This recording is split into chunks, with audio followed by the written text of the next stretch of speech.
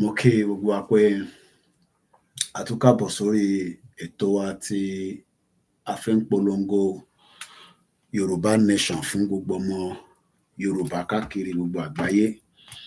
Mo kí wa pé èní á máa jẹ́ ọjọ́ 9 nínú oṣù kọkànlá ọdún 2023.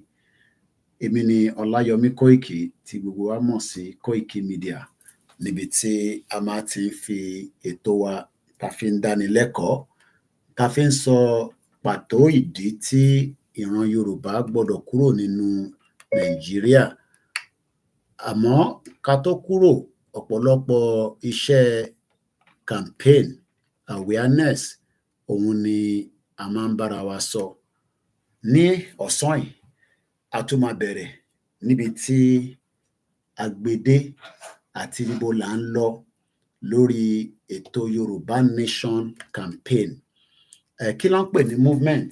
Àti pé tá bá sọ pé movement, kí ni wọ́n ń pè bẹ́ẹ̀? Gbogbo yẹn náà la máa tún sọ̀rọ̀ lé lórí. Ẹ bá wa fìdílé nǹkan kí ẹ tún jọ bá wa ká lọ lórí ètò ti ọ̀sán yìí. Lẹ́ẹ̀kan sí i, mo kí wa pé ẹ káàsán, ẹ káàbọ̀ sórí Yorùbá Nation program tí a mọ̀ sí Kóìkì Media. Mo kí bàbá wa Professor Adébánjí Akíntóyè, mo kí bàbá wa Chief Bánjí Ayélóge, mo kí gbogbo ẹ̀yin àgbàlagbà tó ń bẹ nílé àtẹ̀yin tẹ́ bẹ níta pé ẹ káàbọ̀ sórí ètò náà. Ẹ máa bá wa ká lọ lórí ètò ti tọ̀sán yìí. Kí la fẹ́ sọ̀rọ̀ lé lórí?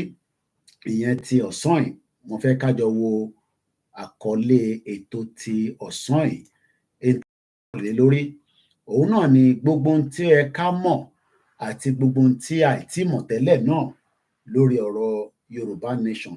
Everything you need to know about our movement, no going back, 100% nìyẹn. Yorùbá Nation awareness campaign kò ń ṣiṣẹ́ ọjọ́ kan, kò ń ṣiṣẹ́ ọjọ́ méjì, kò ń ṣiṣẹ́ oṣù kan. It is a continuous program títí tá máa fi dé ibi tí à ń lọ. Kò dẹ̀ gbọ́dọ̀ sọ ẹnì kankan nu wa, kò gbọ́dọ̀ rẹ̀ wá, nítorí pé nígbà tá a bá dé ibi tá à ń lọ tán, gbogbo wa náà lájọ máa ṣe kíni, lájọ máa jàǹfààní ẹ̀. Lẹ́ẹ̀kan sí i, ẹ káàbọ̀ sórí ètò. Kóìkì Media, we bringing the world closer to your doorstep.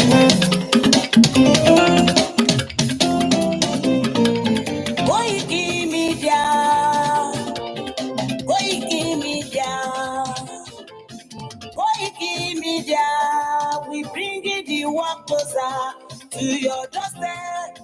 Kóìkì Media, Kóìkì Media, Kóìkì Media. We bringing the world closer to your doorstep. Àwọn sọ́lára àgbà yìí dá, àwa ló láṣà àti èdè. Gbígbédè lárugẹ nílẹ̀ Oòduà o, àwa gangan ni bàbá.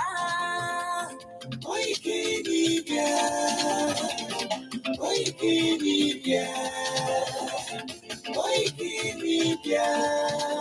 We bringing the world closer to your doorstep. They never sabi wetin we carry for her, but they move closer before they go sabi. I said they never know wetin we carry for body, but they move closer before they go sabi. Ọ̀kín lọ lọ́jà ẹyẹ, ìléhùn ló ló lájú. Ẹyẹ tó dorí kodò bí àdó, ọ̀pẹ̀jẹ̀ lẹ́nu. Ká ṣiṣẹ́ fún ilẹ̀ bàbá wa, ká ṣiṣẹ́ fún ìlú bàbá wa. Kájùmọ̀ sowọ́pọ̀ ká lè gbódùdúwà ga. Odùduwà kò bá lè gbé wa. Ọmọ Odùduwà ṣe kiri. Ẹ dìde fún ẹ̀tọ́ adúláwọ̀. Ká lè jọ jùmọ̀ gbé délẹ̀ ìlérí. Káwa lè gba ògo ilẹ̀ wa. Ká ṣiṣẹ́ ká lè jọ gbàdé. Ká lè gbàdé adé adúláwọ̀. Àwa ni ìmọ́lẹ̀ tí yóò tàn káàkiri. Ìyàbọ̀ Odùduwà ni wá. Kóìkì Media, àwa là ń gbétò lárugẹ. Ètò tó gbójú owó tí wàá mọ̀ ní. Kásá. Ẹgbẹ́ polówó ọjà wa kájé gbúgbà yín jẹ. Ètò tó gbójú owó tí wàá mọ̀ ní.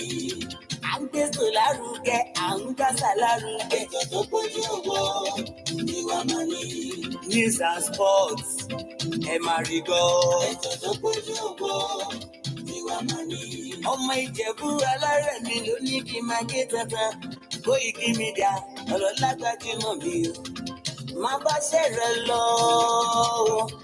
ọmọ Yorùbá nìyẹn ọmọ Yorùbá tata o. à ń gbádùn rẹ ọmọ Ìjẹ̀bú Alárẹ̀mí ṣẹ́yìn ló máa fi dìbò tẹ̀ mọ́lẹ̀. ẹ̀yin lọ́mọ onígbò máa ń dé máa dé máa dé.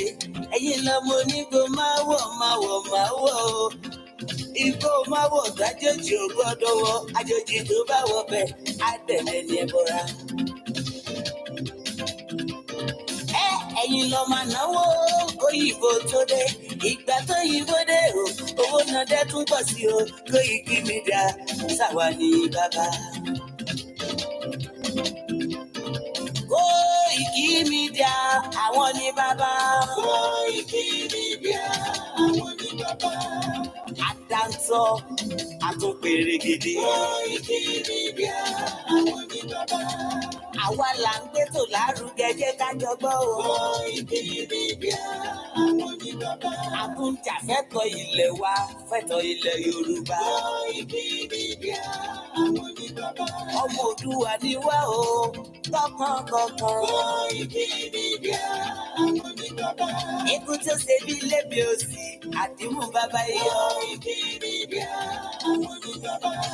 We bring you one closer to your doorstep. Koiki Media àwọn ní bàbá.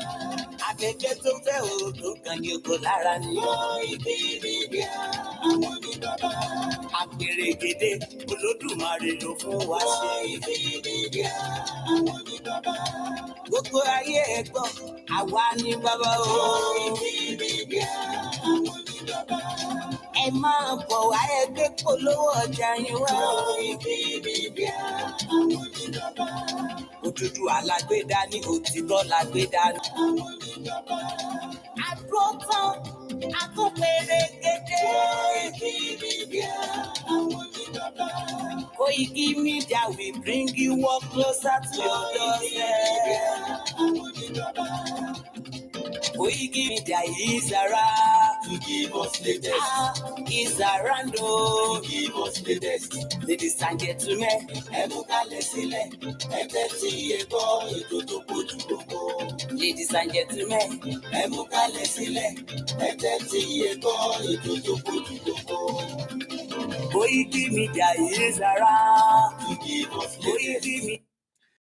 Tún kí gbogbo wa pé aago méjì ló fẹ́ lọ lù ní London níbi tí ń gbé ètò tèmi wá. Mo kí gbogbo Yorùbá lẹ́ẹ̀kan sí, mo kí gbogbo ọmọ Yorùbá. A máa ń dúpẹ́ lọ́wọ́ gbogbo ẹ̀yin ọmọ Yorùbá tí ẹ dúró tì wá nítorí pé tí ẹ̀yin ò bá sí níbẹ̀ kò sí ní táwa lè ṣe. A dúpẹ́ nítorí pé kí ni à ń tẹ̀síwájú lórí pé a fẹ́ gba Yorùbá nation. Mo kí mọ̀lẹ́bí mi, mo kí gbogbo ọmọ Yorùbá, mo kí ọmọdé, mo kí àgbàlagbà. Èmi á máa sọ pé 869 new subscribers on Koiki Media last month. That means we made extra 300 from the previous month. We are not doing bad. Mo kí gbogbo ẹ̀yin tí ẹ ń wo ètò wa ní live, ẹ̀yin tẹ́ ń tún wò, ẹ̀yin tẹ́ ń bá wa pín, ẹ̀yin tẹ́ ń jẹ́ kó rìn lọ sí gbogbo ibi tó yẹ kó rìn dé. I can also confirm that we had about 354,000 new views láwọn tó wo fídíò wa. We also had 2.1 million more minute watch the last month. That is very, very impressive. I hit the target yẹn tó. I want to be saying 10 million watch. I want to say 1 million new views. And I want to say more subscribers. That means pé àwọn èèyàn ṣì ń wá wa, wọ́n kàn mọ̀ bí tá wà ní. Gbogbo wa tá bá ń sọ fún yín pé ẹ follow gbogbo platforms wa so that tá bá go live lórí platform kan automatically ẹ mọ̀ kẹ́ má kàn jókòó sójú kan bí omi adágún tí Nàìjíríà jẹ́. Ẹ̀yin náà ẹ máa bá wa move, ẹ máa fi sẹ́gbẹ̀ẹ́, ẹ fi sọ́tún so that kẹ́ lè mọ̀ bí tá ń lọ. Network wa kò ń ṣe yọkan. We are streaming on many platforms and we are trying our best to reach as many Yoruba community. In tí mo fẹ́ sọ̀rọ̀ lé lónìí, gbogbo tó ń lọ láàrin Yoruba nation òun mo fẹ́ dẹnu lé. Thank you so much to two of you, 869 new subscribers, 354,000 new views, 2.1 million minute watch. Lórí ètò Koiki Media on the YouTube last month, October. Thank you so much once again.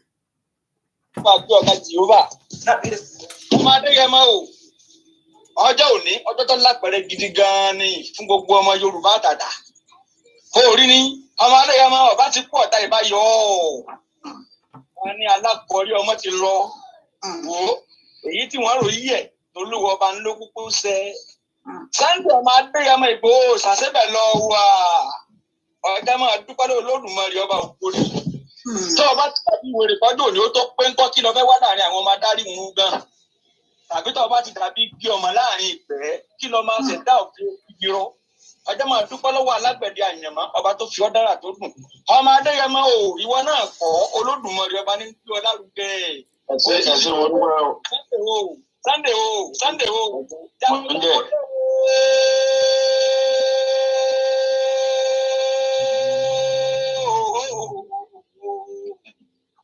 Ẹ̀sìn wọn dúpẹ́. Máa gbọ́ ó ti gbogbo Ọmọ Adéyẹmọ o. Ó dé wọn mọ́lẹ̀ pátápátá wọn ò lè mí mọ́, ó ti kó wọn láyà jẹ́ wọn ò lè sóge, ó ṣẹ̀rù bà wọ́n, ọjà wọn láyà wọn ò lè mí fín mọ́, ó ti fi ògbójú ńlá fọ́ igbá oró ní èyẹ dànù. Ọmọ Adéyẹmọ pọ̀ wọ́n bá tiẹ̀, ọmọ ọkọ lógún ọmọ àlè. Ìwọ náà bí bàbá dojú dé àṣírí, bí ọba ṣe sí ẹjẹ́ àfọ, kí ni ń bẹ nínú ọ̀gán? Ọmọ Adéyẹmọ ti ń dún mọ̀wúrú, bí ọ̀pani kọ́ pani, bí ọba ní pani kó yé dún mọ̀wúrú mọ́ o.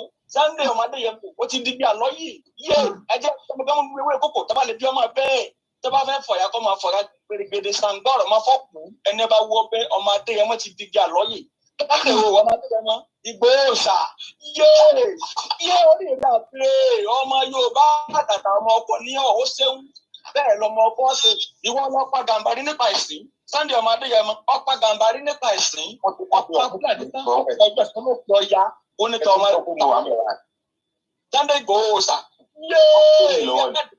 ọ̀dà bàbá rẹ lọ òròlù ọmọ kẹláwù ọlẹ́lẹ́lẹ́ mo sùn lẹ́ẹ̀kan ọmọ àjàtẹ̀ yẹn lẹ́kì nígbà bàbá rẹ mo dẹ́lu bọ́dà àárín òde ọwọ́ di méjì bá rẹ ta àlọ́ di méjì bá rẹ ti àgàdà yín ó di méjì bá rẹ gbẹ̀ndínlógún ó kan ilà àárọ̀ bẹ́ẹ̀ ní kókó olè wa ṣàgàdà nínú bí àwọn rẹ ọmọ gbájú ọlọ́kọ̀ ní sọ́wọ́ akọ̀yìnsẹ́ ọlọ́kọ̀ ní sí ìgbàlẹ̀kẹ̀ ọmọ Adéyẹmọ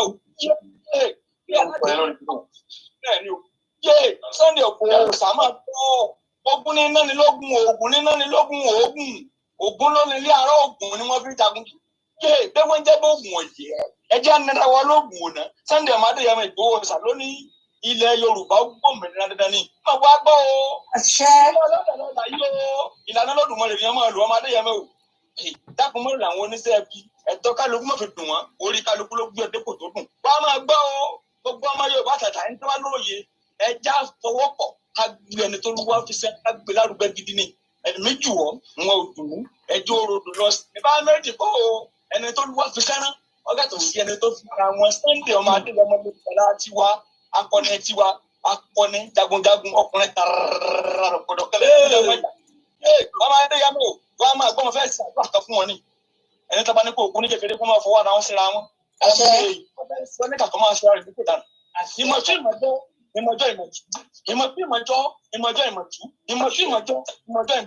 ayóyè pọ̀ ní kú lọ́wọ́ ọmọ wá kékeré tó kékeré ìdáhọ́ ìní ọmọ gbẹ̀yìn agbẹ̀dẹ òsì bàtàrí òní gbúrú òdòkó tẹ̀ máa gbọ́ àwọn bàbá rẹ tó ti wà níbùgbé ìdájọ́ wọn àmọ́ fọwọ́ tí ọ gẹ́gẹ́ ni àwọn alágbára jagun tí wọ́n ní jagun ṣáájú ilẹ̀ Yorùbá wọn mọ fi ọtí ọgá gẹ́gẹ́ ni Oòduà Ọlọ́fin Ọbàtálá Báṣọ̀run Àjàká Àjàngẹtìlẹ̀ ẹfúnfọfẹrí lánàfọkúnyá òun lẹ mẹrù ọmọdékùnrin sábà aborílá aboríkòkò alùpùpù bàbá àkúkú ògèdèǹgbé agbógungbòrò olè jẹsà Ṣàngó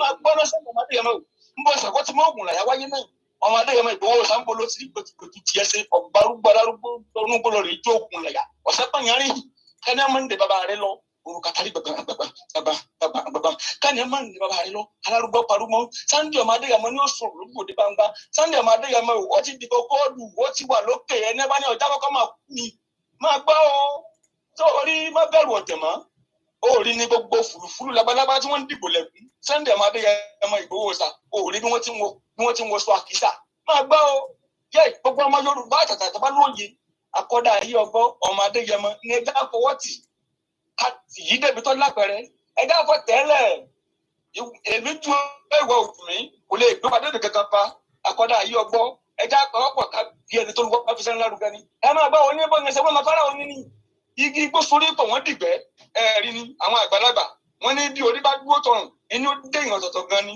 Sunday ọmọ Adéyẹmọ yé máa bá ọjọ́ òní ọjọ́ burúkú tó lápẹẹrẹ ní ṣùgbọ́n wọ́n ti ń ṣerú ẹ̀ wọn ò lè mú jẹ́ ẹ̀ wọ́n ṣe pé ṣùgbọ́n nu rẹ̀ ogun tó ọba ti ń pátápátá bọ̀ ìmọ́lẹ̀ thank you àrò ọ̀rọ̀ mọ́ gbogbo tó ọba ti ń àrò ọ̀rọ̀ mọ́ àwọn tó mú kọjọ́ òní wáyé má ṣe pé o ṣùgbọ́n má jẹnu rẹ̀ ó gbóhùn tó ọba pátápátá àrò ní ọmọ ọ̀rọ̀ mọ́ orí bẹ́ẹ̀ wọ́n máa fèyíṣẹ́ lọ́lé wa kì í ṣe é mọ̀ wọ́n lè dín lẹ́rìí wípé ìtàlọ́pọ̀ ni ìwòtọ́ lápẹẹrẹ lágbájá ni tàmẹ̀dọ́ ni ìmọ̀lẹ́ akéwìrì ọmọ wọn lọ́gbọ̀mọ̀ṣọ́ ajílété mọ́bólúwa mi dúpẹ́ mọ́ bẹ̀rù àgbà.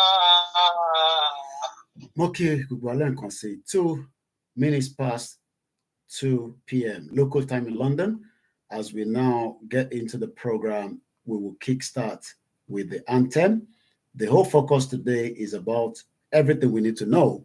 And the links, the website, and so much information, Lori Yoruba Nation. That is where I want to concentrate the topic on, and I hope you're going to enjoy the program.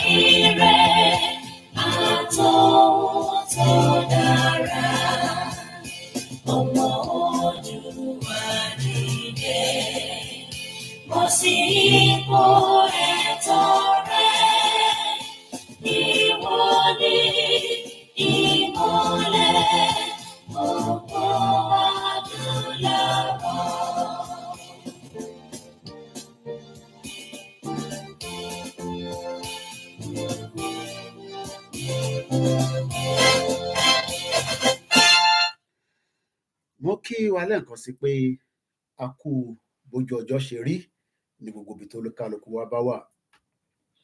Gbogbo ọmọ Yorùbá ni a fi bá sọ̀rọ̀ ní èní níbi tí olúkálukú wa bá ń bẹ nítorí pé the movement of Yoruba Nation is a big task. Ó dẹ̀ need ọ̀pọ̀lọpọ̀ information.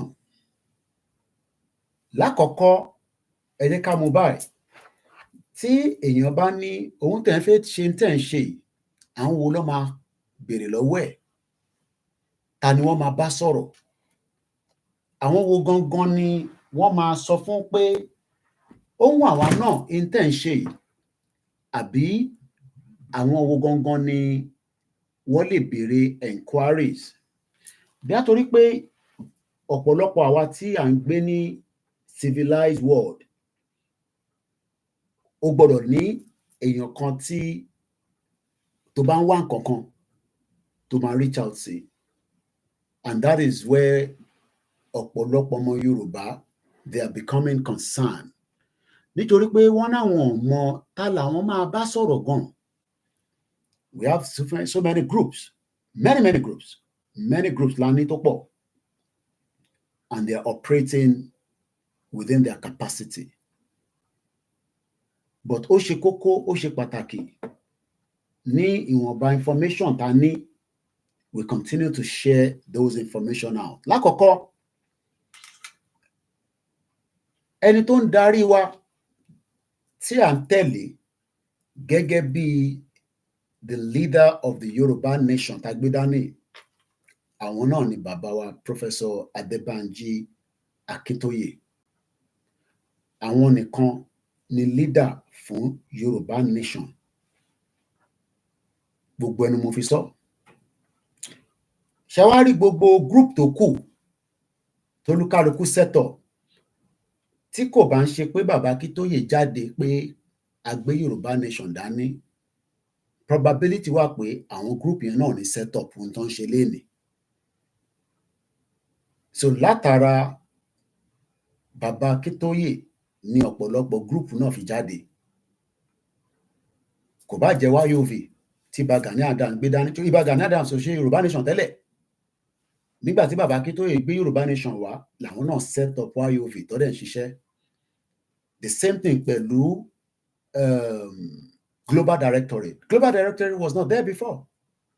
Lẹ́yìn pé Yorùbá nation campaign ariwo ẹ̀ dé, làwọn náà sọ pé ẹ jẹ́ á gbé Global Directorate jáde. And you might also tell me some other names as well. So lẹ́ni, à ń dúpẹ́ fún Professor Banji Akíntóyè pé wọ́n tẹ̀ ṣí gbogbo wa lọ́kàn pé ká tẹ̀ lọ́ máa set up platform nítorí ìrìn àjò yìí. And it is a good thing. Kò bá jẹ́ mẹ́ta la ní, kò bá jẹ́ mẹ́rin la ní, kò bá jẹ́ mẹ́fà la ní. There's so many groups. Tẹ́lẹ̀, in tí ọmọ Yorùbá máa ń set up ni pé wọ́n máa ń set up Yorùbá social or Yoruba groups, but à ń link ẹ̀ mọ́ Nàìjíríà. That is about some 10, 20, 30 years ago. Ẹ máa gbọ́ ẹgbẹ́ ọmọ Oòduà nìkan Nàìjíríà, Yoruba community in I'm sure you know what I'm trying to say there.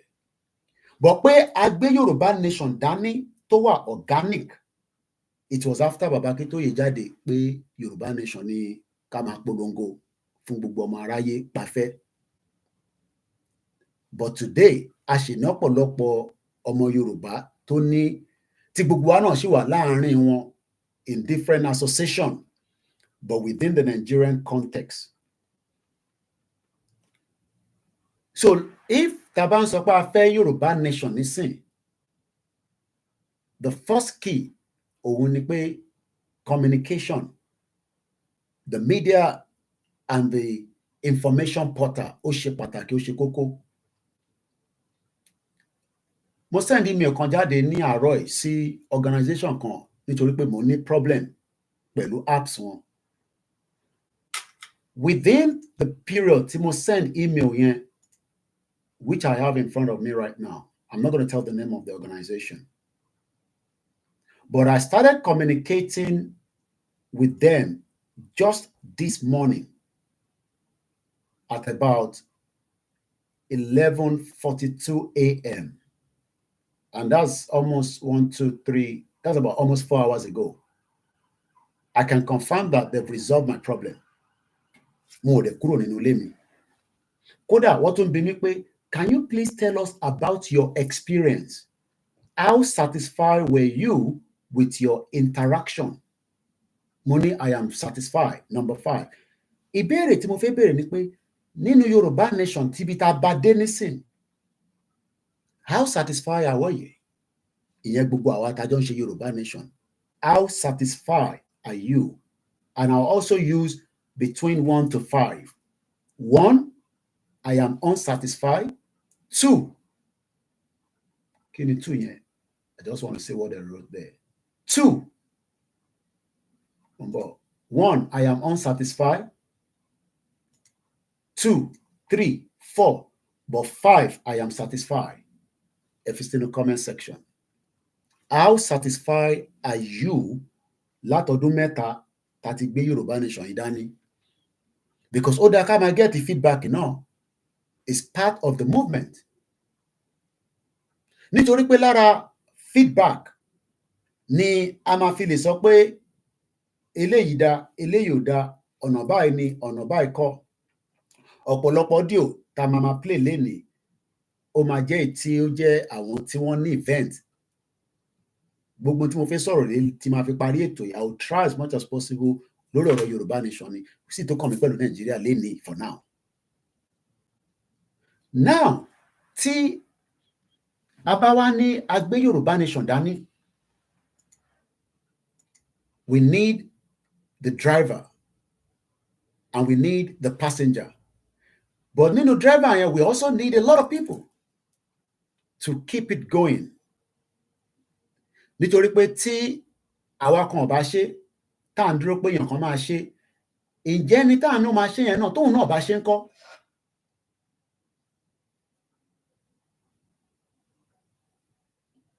And that shows that in the last 3 years, it has been work in progress. You don't have to be satisfied.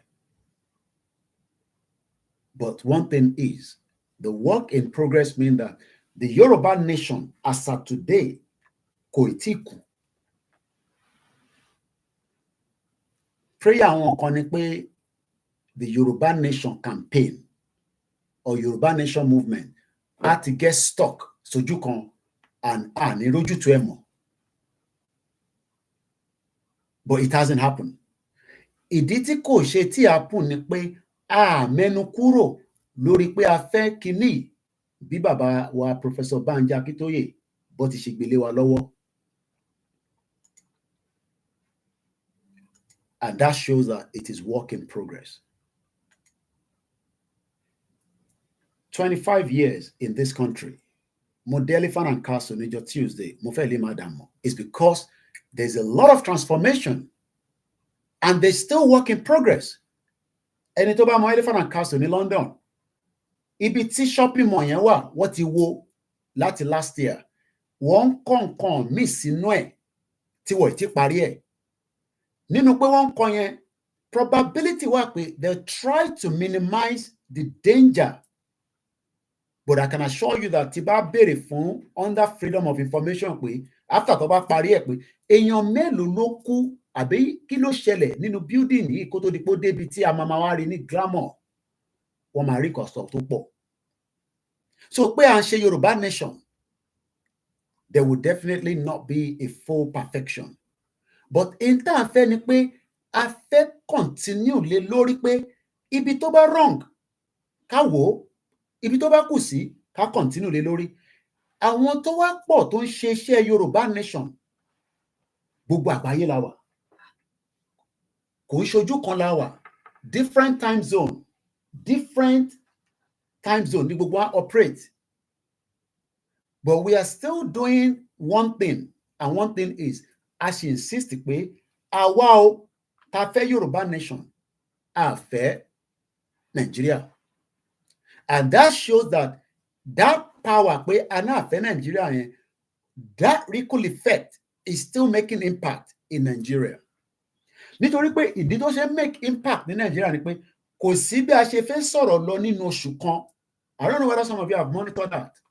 In 1 month, in the last 3 years, tí wọ́n ní represent ọ̀rọ̀ Yorùbá nation nínú Nigeria news.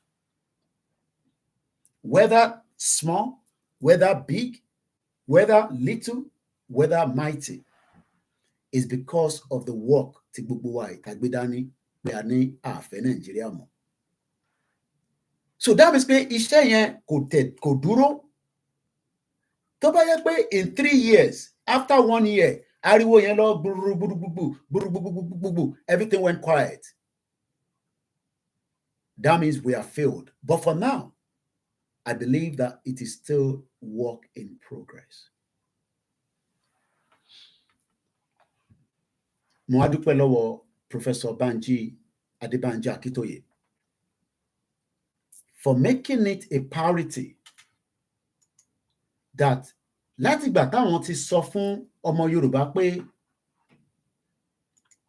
there is another option that we should think of against the one tí wọ́n ń lò ní Nigeria lọ́wọ́lọ́wọ́ nísìn. And what is that option? The option that the Yoruba people can exit Nigeria. And that has been a very powerful option till date. And that option, Ashinrilo, Titi di Wakati. Let's start with this. Mo kí ọmọdé lẹ́ẹ̀kan sí, mo kí àgbàlagbà, mo kí gbogbo wa pé ẹ káàbọ̀ sórí ètò ní ibi tí a ti fi dára wa lẹ́kọ̀ọ́ lórí ìrìn àjò Yorùbá Nation Campaign. Màá ṣàlàyé fún wa kí ni wọ́n pè ní movement. Ṣéjọ́ kan ni movement, ṣéjọ́ méjì ni, ṣéjọ́ mẹ́ta ni, ṣéjọ́ márùn-ún ni, ṣọ́dún kan ni, ṣọ́dún kẹfà ni. But in term ni pé nǹkan kan kọ́kọ́ trigger movement yẹn tó fi di pé gbogbo wa ń jókòó yìí. Tẹ́ bá káàkiri gbogbo social media lénìí, in tí olúkálùkù ń sọ̀rọ̀ lé lórí in their own capacity, ó yàtọ̀ sí táwa tá gbé Yorùbá Nation Campaign dání sọ. Àwọn kan sọ̀rọ̀ nípa church, àwọn kan sọ̀rọ̀ nípa charity, NGO. Different people are saying different things. But in 3 years, our Yoruba campaigner, we have insisted that Yoruba Nation will be 80% of our conversation. And that has been going on for the last 3 years. Ìdí tó dẹ̀ ṣe ń go on ni pé because we refuse to move our eyes from the ball. We refuse not to be told that it's possible. We knew that it would be a lot of hard work. And that hard work will mean that some of us will work tirelessly. I'm just trying to get a video up. Bear with me. But all I can say is that the work that we've done all together in 3 years has been fantastic. We have shaken the system in Nigeria. What we now need to do is focus and pull it down once and for all. So let's start with these. I don't know why I can't find these on the YouTube, but let's see if I can find it. If not, let's go with this first while I prepare that. Lakoko, this week of this month, there is a lot going to happen in Yoruba land. And the most important one, I'm going to come back to the video I was preparing.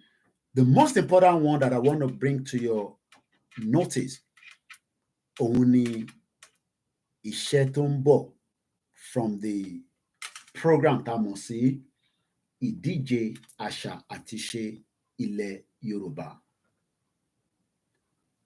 Àti máa gbọ́ tí wọ́n ti ń polówó ẹ̀, wọ́n ti ń polongo ẹ̀. We expect every Yoruba sons and daughters tó ń bẹ nílé to be at that event on the 24th of November this year. 21st, 23rd, and 24th. Ọjọ́ mẹ́ta, ẹ fàyè sílẹ̀. Sherry, where we are right now, gbogbo tó lè fún wa ní visibility, gbogbo tó lè fún wa ní this kí ló ń ṣe níbẹ̀ yẹn? Ọ̀rọ̀ Yorùbá náà ló ń sọ níbẹ̀. Tọ́dẹ̀ lè sọ pé yes, àwọn Yorùbá Nation náà ló wà behind it. We must be able to ready to go along with it. So lágbára Elédùmarè ní Majors Hotel nílùú Ìbàdàn ní 21st, 23rd, 24th. It is important that we leave those 3 days to be part of that program. Let's listen to this first. Tiwa korile parun, àṣà Yorùbá wé gbọ́dọ̀ parun. YNFF Board of Trustees, National Power Ìdíje àṣà wa. Bẹ́ẹ̀ni, àṣà àti ìṣe wa ò ní parun láíláí. Ìdí nìyí tí YNFF Board of Trustees ṣe ń ṣonígbọ̀wọ́ eré ìdíje àṣà àti ìṣe Yorùbá nípínlẹ̀ 8, ìpínlẹ̀ Kogi, Kwara, Èkó, Ọ̀ṣun, Oǹdó, Èkìtì, Ọ̀yọ́ àti ìpínlẹ̀ Ògùn. Láwọn ìpínlẹ̀ tí ìdíje bí ayò ọlọ́pọ́n, ìjàkadì, ijó ìbílẹ̀, ìdíje ẹwà àti bẹ́ẹ̀ bẹ́ẹ̀ lọ yóò ti máa wáyé látọjọ́ Monday, November 6, 2023 títí di November 13, 2023. The final audition máa wáyé láwọn ìpínlẹ̀ wọ̀nyí láti yan àwọn tó perégedé láti ṣojú ìpínlẹ̀ kọ̀ọ̀kan nínú ìdíje àṣekágbá tí a wáyé ní Muajas Hotel nìbàdàn November 2021 l'arrival day. Ìdíje á wáyé ní November 22 títí di November 24 ní Muajas Hotel nílùú Ìbàdàn. Ẹni sọ lẹ́nu sàpò ìyàpọ̀. Odò tó bá gbàgbé orísun ṣetán láti parun ní ẹ̀já àjọ gbárùkù tìdíje àṣà àti ṣe ilẹ̀ Yorùbá tẹlẹ́kùnjẹkùn yìí. Fún ẹ̀kúnrẹ́rẹ́ àlàyé tàbí ẹ fẹ́ ṣonígbọ̀wọ́ tàbí olùrànlọ́wọ́ ẹ lè kàn sí Mr. Wasiu Àyìnlá lórí +134 7500 9472 Ajia Queen Ara +447 946 313 160 Mrs. Roslyn +141 699 22189 tàbí T-Bex +234 816 049 5979. Aṣọ ìbílẹ̀ nìkan láyàn láàyò níbi àwọn ìdíje wọ̀nyí. Ìdíje àṣà àti ṣe ilẹ̀ Yorùbá ẹlẹ́kùnjẹkùn ọdún 2023 Yorùbá World in Action YNFF ló ní àṣà àti ṣe wa ò ní parun láéláé. So ètò yẹn máa wáyé lágbára Elédùmarè ìyẹn ní ìlú Ìbàdàn kí gbogbo wa kí a fi ọjọ́ náà ká fi sínú dáárì wa. Ẹ jẹ́ ká gbọ́. Yoruba-speaking tribe of Nigeria has been accepted as the 45th member of the Unrepresented Nations and Peoples Organization. Leader of the Yoruba World Congress, Professor Banji Akintoye, says the membership represents a very important step in the collective quest of well-meaning Yoruba people to achieve the goal of dignity and self-determination. It is my great pleasure and pride to inform you that the Yoruba nation has been admitted to the membership of UNPO. UNPO means Unrepresented Nations and Peoples Organization, with its headquarters in The Hague.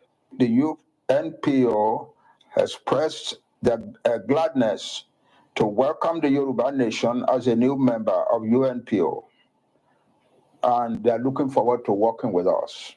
It is important because it is a great stride, and it represents a very important step in our collective quest to achieve the goal of dignity in the country in which we live, and also to achieve the goal of self-determination for our nation. Our Yoruba nation now has a voice on the international stage via the machinery of the UNPO, which maintains a permanent presence before the United Nations and before other international agencies like the European Union, the African Union, the United States government, and the governments of various other countries across the world. Now, ibi tí ọ̀rọ̀ Yoruba nation tó ti jáde lẹ́ ń gbọ́ yẹn, that was the genesis of Yoruba nation. Tí bá ní genesis, èmi ò sọ nípa àwọn tó ti gbé dání sẹ́lẹ̀. As far as we are concerned, àgbọ́yín. As far as we are concerned, àwọn ọmọ Yorùbá, àgbọ́yín rárá. Ẹ lè máa pariwo, ẹ lè máa sọ. But nígbà tí bàbá wa Professor Adébánjí Akíntóyè tí ọ̀pọ̀lọpọ̀ wá rí fídíò yìí, then we knew that there is another way out of Nigeria. Ìyẹn mi pé àwọn tó ti ṣe Yoruba Nation campaign tẹ́lẹ̀ rí, we knock them out. But as far as táwa ṣe mí Ọláyọmí Kóìkí o, in tí mo gbọ́ leléyìí tó ta sí mi létí tí mo fi sọ pé yes, iṣẹ́ ti bẹ̀rẹ̀. Torí pé àwa kan, we are not member of any political party in Nigeria. I am a member of a political party here in the UK, even though I am not paying for some time. And I'm not talking about the Nigerian one, I'm talking about the UK. So, Baba Akintoye brought this message out. Wọ́n gbé message yẹn jáde fún wa, and we took it on board, and we all drive it in different capacity. Nígbà tó máa fi di a year after that, gbogbo time yẹn ni COVID ti bẹ̀rẹ̀. 2019, the COVID kickstart just about November. Como rántí pé mọ̀mísí mi travel kan ní around November, December. Láàpọ̀ bí a Dubai lọ́lọ́, I can't remember. But máa fi dé lọ́rọ̀ COVID yẹn peak. Tó bẹ̀rẹ̀ sí shut down every part of the world. Fẹ́yìn tẹ́ bá rántí. So, the intention was wọ́n máa travel lọ fún the UNPO láti lọ ṣe presentation Yoruba Nation níbẹ̀, but that was done on the Zoom. I'm sure gbogbo wa ti rí video yẹn. We don't have to play that. But nígbà tó máa fi di August 3rd, 2020, on the website of the Unrepresented Nations and People Organization, tá a mọ̀ sí UNPO, kò kí ń ṣe United Nations, no. UNPO stand for the Unrepresented People. Àwa ni number 45. That means pé àwọn ìlú kan náà wà before wa 1, 2, 3, 4, 5, 6, 7, 8, 9, 10, 11, 12, 13, 14, 15, 16, 17, 18, 19, 20, 21, 22, 22, 23, 24, 25, 26, 27, 28, 29, 30, 31, 32, 33, 34, 35, 36, 37, 38, 39, 40, 41, 42, 43, 44, 45. So before our register, there are 44 countries tó wà lábẹ́ UNPO. So that means the organization kan tó ní a bit of respect lágbàáyé ni. Even though àwọn kan sọ fún wa nígbà yẹn pé UNPO yẹn kò ń ṣe nǹkan kan, kí ni UNPO wà fún, kí la fẹ́ fi ṣe. But in tí kò yí ọ̀pọ̀lọpọ̀ ni pé a fẹ́ kúrò nínú ìlú kan. Ó dàbí mo ń try láti wo Koiki Media. Kí lẹ rò pé mo ṣe lọ sásábẹ́ National Union of Journalists? Kò ń ṣe torí Yoruba Nation. Because I've been a member of the National Union of Journalists before Yoruba Nation. I have been a member. Tí mo ti ń participate, tí mo ti ń lọ sí meeting, tí mo ti ń ṣe so much. This is my own press card.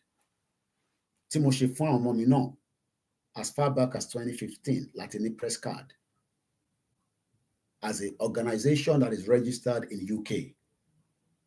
But àwọn kankan wà tó bá dé stage kan tí ìwọ náà fẹ́ make sure pé there is protection for you. Then I decided láti lọ affiliate mọ́ union. Mo kàn fẹ́ ṣàlàyé fún àwọn tí wọ́n ní UNPO yẹn kò ń ṣe nǹkan kan, kí lẹ fẹ́ fi ṣe, kò mean anything, kò ń ṣe United Nations now and all that. I decided to register Koiki Media under a bigger platform tá à ń pè ní the National Union of Journalists. Ṣó mọ reason why tí mo ṣe bẹ́ẹ̀? Nítorí pé mo mọ capacity iṣẹ́ tí journalist ń ṣe. Kó má di pé Yoruba Nation tá gbé dání, mo kàn link méjèèjì kó lè bá yé wa. Kó má di pé ìjọ kan máa wà nígbà tá à ń bá campaign lọ nínú Nàìjíríà, wọ́n kàn kì wá mọ́lẹ̀, even though ó ti ṣẹlẹ̀ bẹ́ẹ̀. The UNPO gangan tí ẹ̀ ń rí yẹn is a body tó ń represent gbogbo àwọn ẹ̀yà tó ń bẹ nínú ìlú kan tí wọ́n ní territorial space tiwọn tó jẹ́ gẹ́gẹ́ bí indigenous people tí wọ́n ń sọ èdè, tí wọ́n ní the same cultural affiliated together. Because tá a bá ní gbogbo yẹn ẹ lè declare country, ẹ lè gba country. Ẹ kọ́kọ́ gbọ́dọ̀ jẹ́ ẹ̀yà, ẹ kọ́kọ́ gbọ́dọ̀ jẹ́ aní space tiwa tá à ń pè ní ilẹ̀ Yorùbá. Ìdí tó ṣe lọ gbé wa lọ sábẹ́ UNPO nìyẹn. So the UNPO is Unrepresented People Organization.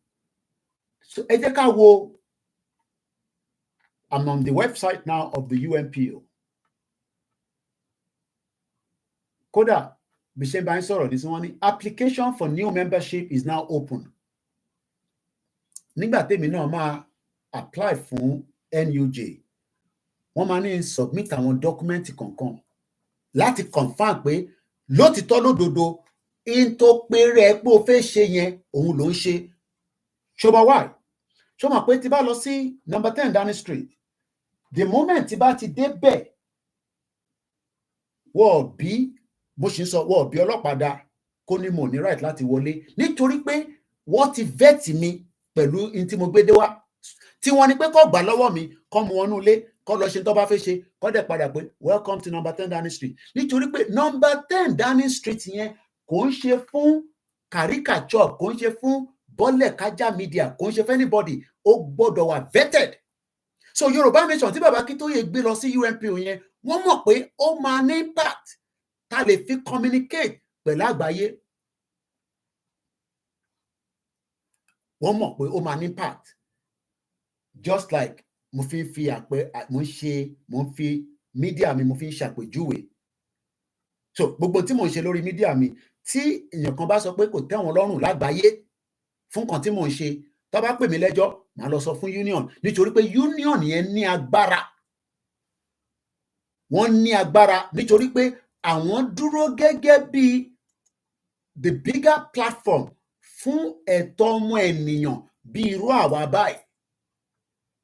Kò wá sí gbogbo ẹni tó ń bẹ, kódà àwọn tó ń ṣiṣẹ́ pẹ̀lú BBC, ó lè tún jẹ́ union lábẹ́ ilé without the BBC one, torí pé BBC lè compromise yín. And I've seen that because I've attended the NUJ meeting and I've had journalists láti ọ̀dọ̀ BBC tí wọ́n marginalize wọn, wọ́n promote dúdú níbẹ̀. It's a very, very biased platform. But ọ̀pọ̀lọpọ̀ yín tẹ́ wà nílé, tẹ́ bá ti gbọ́ BBC Yoruba, BBC Yoruba. BBC is the most biased broadcasting corporation in the world. But tẹ́ mọ̀ pé torí ẹni tó ń sọ Yorùbá nílé, ó máa ń dùn mọ́ ẹ̀yin lẹ́nu pẹ̀lú mobile phone tó fi ń káàkiri. As at yesterday, I received these again from International Consortium of Investigative Journalists. Welcome to International Consortium of Investigative Journalists weekly newsletter. As at, even though we attend Milano because we connect pẹ̀lú Studio Milano. Every week or every month, a máa ń gba lẹ́tà láti NUJ. NUJ, dear Olayomi Koiki, you have been sent a link to the NUJ Learning Needs Survey for the NUJ Trade Union Training Program. This survey has been developed to find out how the NUJ reps and members, our èmi member, dàbí Bàbá Akíntóyè tó gbé wa lọ sí UNPO, àwa ni member UNPO. UNPO wá ní àwọn ètò tó jẹ́ pé nígbà tá a bá ti di member, a lè lo platform yẹn láti fi bá àgbáyé sọ̀rọ̀. Working life has changed dramatically since the height of COVID-19. This survey has been developed as a response to the new ways in which many of you are now working and living. Again, the feedback from the survey will form the basis of the new trade union. Ìyẹn mo ṣe ń sọ pé from 1 to 5, ẹ̀yin náà fi sínú comment, how satisfied are you with Yoruba Nation? You don't have to be biased. If you're not satisfied, you're not satisfied. If you're satisfied, you're satisfied. But ẹ gbọ́dọ̀ mú ẹyọ kan from 1 to 5 lórí ètò tèmi, ẹ fi sínú comment section. How satisfied are you? But mo fẹ́ kó máa rò lọ́kàn wa pé tí wọ́n bá polongo Yoruba Nation from 2019, we are not likely to be sitting here and be talking Yoruba Nation. We are not likely because èmi ò rẹ́ni kankan tó gbé jáde tẹ́lẹ̀ rí. Àwọn tó ní àwọn tí ń ṣe tí mo ní láti reference orúkọ wọn sínú broadcast because as far as I'm concerned, àgbọ̀ wọn rárá. Àgbọ̀ wọn rárá. Because tó bá yẹ pé wọ́n ṣiṣẹ́ takuntakun ni, ó jẹ́ kí ọ̀rọ̀ Yoruba Nation tán náà àwọn campaign yẹn, ó jẹ́ kí èmi àtẹ̀yin náà kájọ gbọ́. That shows that the leader Tani tí a mọ̀ sí Bàbá Akíntóyè pẹ̀lú àwọn tíìmù wọn tọ́jọ́ gbé ètò yan tó fi dípọ́ dé UNPO because kò likely kò jẹ́ Bàbá Akíntóyè nìkan, wọ́n máa láwọn tíìmù náà tọ́jọ́ wà lábẹ́ wọn. We should say thank you to them for first giving us the headway to start with. Èèyàn lè wá bẹ̀rẹ̀ nǹkan kan kó wá máa lọ through different direction, which is exactly what is happening now. Because in táwọn rí lórí Yorùbá Nation ní sí ni pé after tí àwọn ti set the pace, PACE, Bàbá Akíntóyè ti set the pace, olúkálukú náà wá ń lo tiẹ̀ nínú ẹ̀. Àwa ń rí Global Directorate, a rí Yorùbá One Voice, a rí ẹgbẹ́ kinní kan, ẹgbẹ́ kinní kan, ẹgbẹ́ this, ẹgbẹ́ that. But none of them were there before. And if they're there before, they should come and tell us. None of them were there before. Because kò sẹ́ni kankan tó jáde tó fún wa pé ẹjẹ́ a máa ṣe Yorùbá Nation, òun gangan ló yẹ kó kàn. Tí wọ́n ń sọ níjọ́ náà long, tọ́dẹ̀ sì ń sọ lénìí, àwọn kan ni pé wọ́n náà wọ́n fẹ́ restructure. Restructure dẹ̀ kọ́ ni Bàbá Akíntóyè gbé dání. It's two different things entirely. Bàbá Akintoye ò sọ̀rọ̀ restructure Nigeria. Bàbá yẹn ti pull out pé wọn ò fẹ́ restructure because when the restructure ò lè work mọ́, it is too late. Ẹ̀ẹ́dẹ̀ máa gbọ́ tí bàbá mi, ẹ̀gbọ́n mi dáadáa, George Akínọlá sọ pé the restructure is just too late. Kò lè work, it is too late. Anybody tó bá ṣì ń sọ̀rọ̀ restructure bí àwọn bàbá wa tí a gbọ́dọ̀ fi tọ̀wọ̀tọ̀wọ̀ máa ṣe máa kí wọn, àwọn Afẹ́nifẹ́re, they are wasting their time. Bàbá Afẹ́nifẹ́re Táyọ̀ Adébánjọ is 95 years old. Kódà bàbá yẹn ó gbọ́dọ̀ máa gbé ẹsẹ̀ lé kọ̀ọ̀kan ni. So tá a bá ní àwọn ṣì ń sọ pé àwọn fẹ́ restructure lọ́nà tí wọ́n fẹ́ yẹn, it is not going to happen. Nítorí pé restructure yẹn ni wọ́n ti wà lórí ẹ̀, lọ́ ti wà lẹ́nu ẹ̀ pé wọ́n máa gbà á tí wọ́n dẹ̀ fi ń tàn wọ́n títí di wákàtí. Wọ́n mọ̀ pé restructure yẹn ò lè jáde, but orí restructure kan ni mo jókòó lé nísìn. À ń sọ̀rọ̀ nípa ibi tí ìrìn àjò ń dé àti ibi tó ń lọ. Mo ń bọ̀ lẹ́ẹ̀kan sí. Oòduà Progressive Union Maryland chapter is at it again.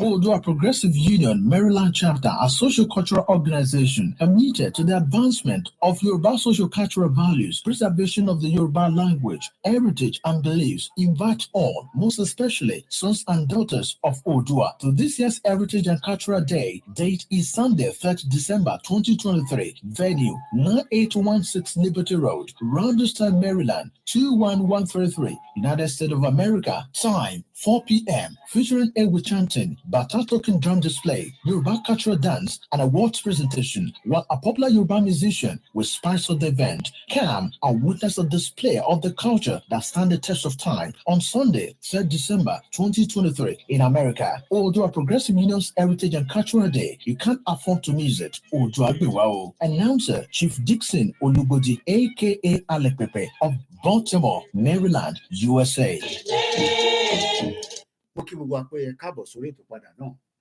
UNPO, the Unrepresented Nations and People Organizations, is an international movement.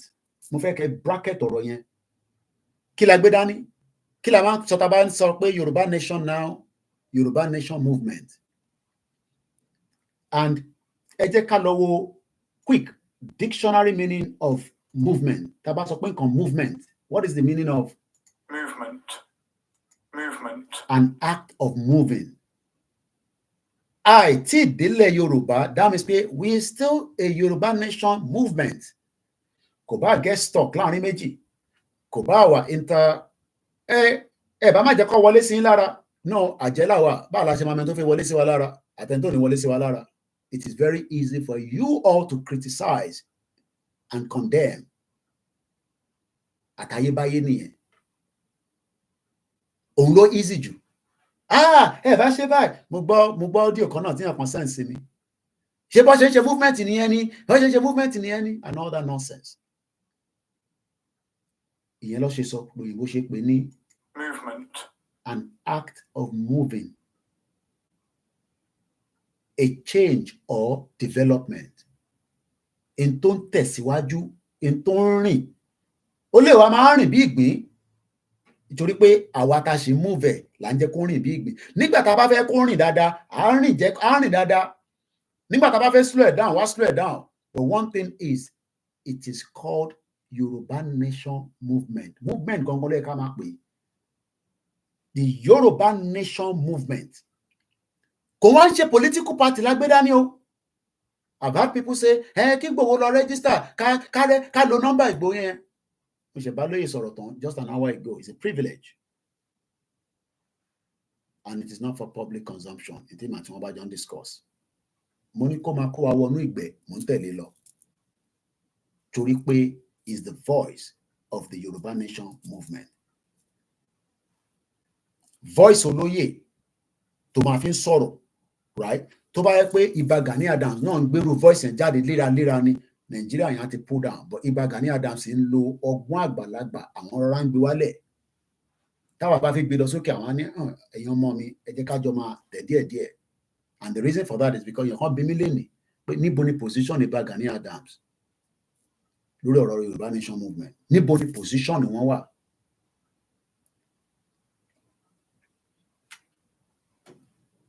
What are the synonyms of movement? Shifting. Tí bá ti move kíní láti bẹ̀ wá báyìí, mo ti shift nìyẹn, ó ti move nìyẹn. Now, ó easy bí ṣe gbé yẹn nísìn, but in reality, Yorùbá nation tá rọra ń ṣe pé ó dé movement yẹn, kò ń ṣe ń ta kò lè gbé láti bíbà bí àkàrà kó wá jù sí bíbà. It involves a lot of movement. And that is why we are grateful to every platform, every organization. Nítorí pé kí ni, kódà bó jẹ́ èèyàn mẹ́ta ló wò wọ́n, bó jẹ́ èèyàn méjì ló wò wọ́n, bó jẹ́ nǹkan kan ló gbé dání tó fi ń propagate Yorùbá nation movement, it is part of the done deal pé Yorùbá nation yẹn kò tí kú. And that is why we are satisfied with the global directorate. We are satisfied with the Yoruba One Voice. We are satisfied with the YSDM. We are satisfied with the Ìlànà. Pẹ̀lú gbogbo ẹ̀yin tí ẹ dá group sílẹ̀. Mo ní group tẹ́ ń dá sílẹ̀ yẹn is more or less like just what we can call another social cultural group. Because that is the new technology. That is the new, generation that we are living today. Mr. Koiki, ṣé lè confirm pé ìfẹ́ ló dùn yẹn olóyè ló ní, Mr. Koiki, ṣé lè confirm pé this ni ó dà pé àwọn náà rí níbẹ̀, Mr. Koiki ṣe sure. All that is just for interactive. Ó wá kú bẹ́ ṣe fẹ́ move ẹ̀. Group mi wà bí omi adágbó ni ẹ lọ anywhere nítorí pé ẹ jẹ́ kó move, ẹ wá expect Yorùbá nation náà kó move. Ẹ̀yin tẹ́ ní group kan ẹ move ẹ̀. How do you move the group? Group mi wọ̀ ṣe meeting. Wọ́n kàn máa ń ju jàǹkárí wọ̀ sínú bẹ̀ ni all the time. In a group, kí lẹ ṣe ní admin, kí lẹ ṣe ní leader níbẹ̀. Bẹ́yìn náà ṣe ń complain pé Yorùbá nation move yẹn nítorí pé ẹ̀yin náà tẹ́ ní group yẹn ẹ ṣe the right thing. Kí ni the right thing? You will continue to promote Yorùbá. Iṣẹ́ tí gbogbo wa gbé dání ni pé ká máa promote Yorùbá nation until we will get to where we are going. In tó máa fọ́ Nàìjíríà fún rẹ̀, ó máa yọjú sí wa. But àwa ni ká máa promote Yorùbá nation yẹn lóòrèkóòrè nígbàkígbà.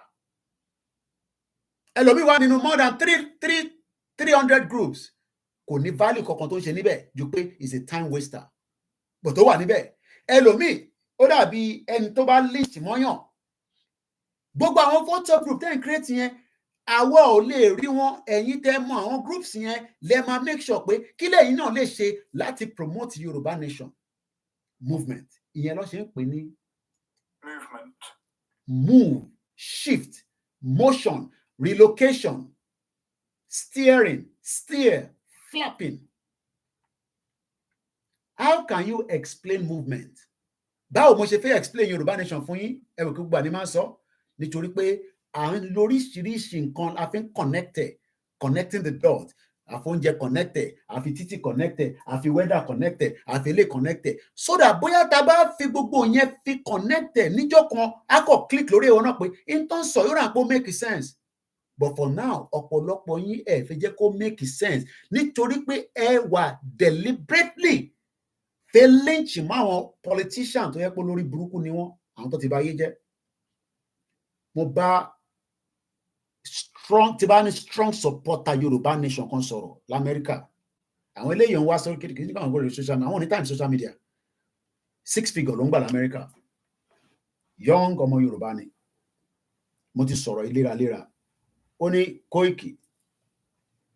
Ó ní kò gbọ́ Yorùbá dáadáa. Máa ń tíìzẹ̀ tí bá ti bá sọ̀rọ̀. Baálé rẹ̀ ń kọ́. My husband is fine. Àwọn Yorùbá náà ni mo ní sọ state tó ti wá. Ó ní tó bá fóun ní local government kan nínú state òun, mo ní sọ state náà. Ó náà máa transform ẹ̀ sí New York. Ó náà máa lọ wá investor táwọn máa partner àwọn máa sọ di New York. Ǹjẹ́ ẹ̀yin ọmọ Yorùbá tẹ́ wà ní Ọ̀ṣun state? Ǹjẹ́ ẹ̀yin ọmọ Yorùbá nation tẹ́ wà ní Kwara? Ǹjẹ́ ẹ̀yin ọmọ nation tẹ́ wà ní Ondo? Ǹjẹ́ ẹ̀yin tẹ́ wà ní Kogi? Ǹjẹ́ ẹ̀yin tẹ́ wà ní Lagos? Ǹjẹ́ àwa tá wà ní diaspora? Ǹjẹ́ a ready fúnra àwọn èèyàn bẹ́ẹ̀? Ó wá ń sàn kankan fún mi láìpẹ́ tá sọ̀rọ̀. Ó ní àwọn táwọn wọn jẹ́ táwọn ní owó burúkú wà lọ́wọ́ ẹ̀. Ó ní àwọn feel America bí nǹkan ṣe ń lọ lọ́wọ́lọ́wọ́. Ó náà wá ń wà concern pẹ̀lú àwọn middle class. Àwọn èèyàn tó ní humanity lára nìyẹn. But ẹni tẹ́mi wá ń polongo movement fún kò mọ̀ pé torí pé àwọn kan tá à ń gbọ́ yìí àwọn kan ti ready pé kó púlà kúrò l'Amẹ́ríkà kó máa bọ̀ nílẹ̀ Yorùbá but wọ́n lè wá pẹ̀lú the current state of situation tó wà nílé nísìn. Some of you don't know that. Kò ń ṣe ẹyọkan wọ́n pọ̀ bẹ́ẹ̀ àwọn ní time fún gbogbo social media kí n tà ń ṣe yìí tó bá ti wò ó well done my brother ó lọ tẹ̀ nìyẹn. They are ready. But ìyẹn la ṣe ń pè ní movement. How can you explain movement? Báwo mo ṣe fẹ́ explain Yorùbá Nation movement fáwọn èèyàn? Báwo ni world media ṣe fẹ́ explain? Báwo ni gbogbo wa ṣe fẹ́ explain? Ìyẹn ló ṣe ń sọ fún wa pé tó bá di December o, ìyẹn ní London. Bí ẹ̀kẹ́yìn náà kẹ́ ṣe kí ni? Ẹ ṣe wá darapọ̀ mọ́ wa, ẹja gbọ́ ilé mọ̀ padà bọ̀ lẹ́ẹ̀kan sí. Àwọn ọmọ Yorùbá ayé wa Tẹ́tẹ̀pá mọ́núrò yẹ kó mọ̀ pẹ́ dá. Torí ẹni tó bá kọ̀ tí ò dúpẹ́ orí ẹgbẹ̀fà. Irú wọn ti bẹ́gi dínà orí ẹgbẹ̀je níjọ. Ìdí àti abárè tí àwọn Yorùbá UK Central ṣe parapọ̀ sàṣẹ̀rò nínú ìmọ̀ ìjìnlẹ̀ wọn. Tí wọ́n sì ya ọjọ́ kan àrà ọ̀tọ̀ sílẹ̀ fún ìdúpẹ́. Lórí ibi àti bẹ̀rẹ̀, ibi abadé àti ibi tá ń lọ láìpẹ́. Àkọ́kọ́ rú ẹ̀ tí àwọn èèkàn lókọlọ́kọ ọmọ Yorùbá lágbàáyé yóò mọ parapọ̀ fún ọ̀dọ̀ kan sọ wípé Olúwa ó ṣe é. Bá a sì ti mọ láǹfààní láti mọ pàdé àwọn olólùfẹ́ wa gbogbo. Láwọn tí wọ́n jó nígbọ̀wọ́ fún ètò ìdúpẹ́ yìí. Bẹ̀rẹ̀ látòrí Yorùbá UK Central Office fúnra lára wọn gan. Tí wọ́n jó ní nǹkan là ń jọ ṣe. Koiki Media tí wọ́n jágbẹnusọ fún Dr. Sunday Igboho Òòṣà. Gbẹ̀dú magazine ti ka lára rẹ̀. Dr. Sabi Talk Show. Sam Fatis FM. Gbogbo àpapọ̀ Yorùbá World Congress àti Yorùbá World Media lágbàáyé. Ọjọ́ ọpẹ́ lọ́jọ́ àbámẹ́ta lẹ́yìn tó jọjọ́ kejì oṣù kejìlá ọdún tí a wà yìí. Ní Abadasha Action College, Pips Road Side, Pips Road, London, SE14 5SF, UK 135 Pips Road, London, SE14 5SF ni ó ti máa wáyé. Bẹ̀rẹ̀ látago mẹ́ta ọ̀sán títí di agogo mẹ́wàá àṣálẹ́ UK time. Ọ̀fẹ́ àti ìrọ̀rùn ní ètò jíjẹ mímu ọjọ́ náà mọ pọ́sí fún wa. Tá ò sì ní gba kọ́bọ̀ lọ́wọ́ ẹnikẹ́ni fún owó ìwọlé. Tó jásí wípé gbogbo ẹni tó bá fẹ́ wá sí bí ètò ìgbà yìí lọ́jọ́ náà ó gbọ́dọ̀ gba tíkẹ́ẹ̀tì wọlé rẹ̀ lórí Eventbrite. Lọ́kàn tẹ́ bá ti tẹ First Yorùbá Community in UK Meet and Greet Thanksgiving. Lọ́mọ láǹfààní àti forúkọ yín àti àwọn tó bá fẹ́ tẹ̀lé yín wá síbi ayẹyẹ yìí kalẹ̀ lọ́fẹ̀ẹ́. Ẹ má gbàgbé wípé ètò tíkẹ́ẹ̀tì wa yìí dá lórí first come first serve. Fún ẹ̀kúnrẹ́rẹ́ àlàyé síwájú sí i tàbí tẹ́yin gan bá nírànwọ́ tẹ́ fẹ́ ṣe fún wa kí ètò yìí lè wáyé kó dùn kí gbọ́ngbọ́n kan sí i. Bóyá yín náà sì fẹ́ sọ kéèsì bísínẹ́sì tètò náà bá ń lọ lọ́wọ́lọ́wọ́. Ẹ lè fàtẹ̀jíṣẹ́ sọ wá sí wa látòrí ímeèlì wa ecco@yukgb.org àbí kẹ́ pè wá lórí 073-671-52852. Bákan náà ní ẹ lè pè 073-940-56266 tàbí kẹ́ pè 077-609-86460. Ọjọ́ ìdúpẹ́ ọjọ́ ayọ̀ fún gbogbo ọmọ Yorùbá lágbàáyé. Yorùbá World Media ló ń kéde lórúkọ gbogbo ọmọ Yorùbá lágbàáyé. Àwọn alájẹ kọjá sí oyoyoyo ojújú àgbẹ̀ wa o. Mo kí gbogbo àwọn central office pátápátá a ṣì wà lórí kí ni à ń pè ní movement. For any object, a change in the position is termed as a movement. In our body, ìyẹn nínú body wa báyìí, it takes place when there is a motion of a particular or combination of the body parts. In addition, we can term locomotion as the movement which result in the change of position of the whole organism.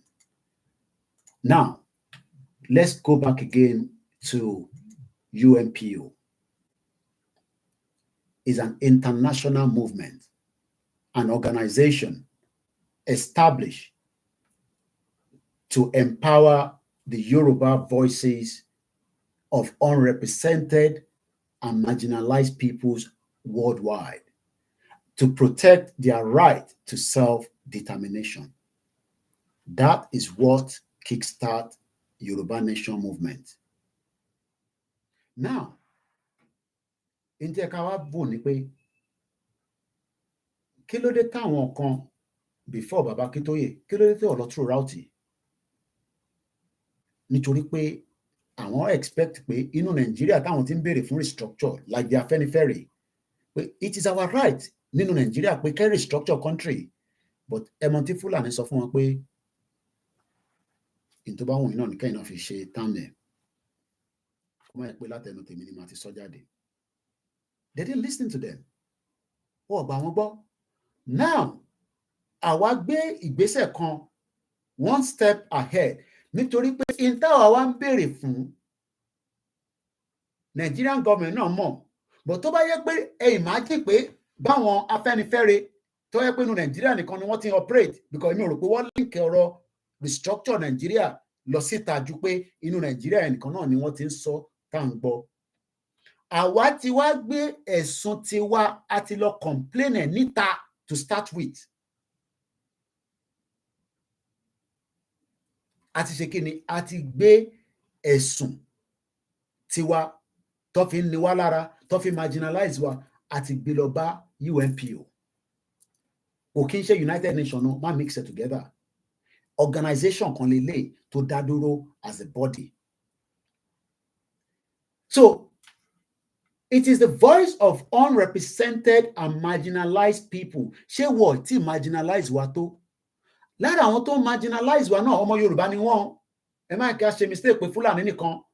Because àwọn ọmọ Yorùbá jókòó, wọ́n allow kan marginalize wa ní orí ilẹ̀ wa.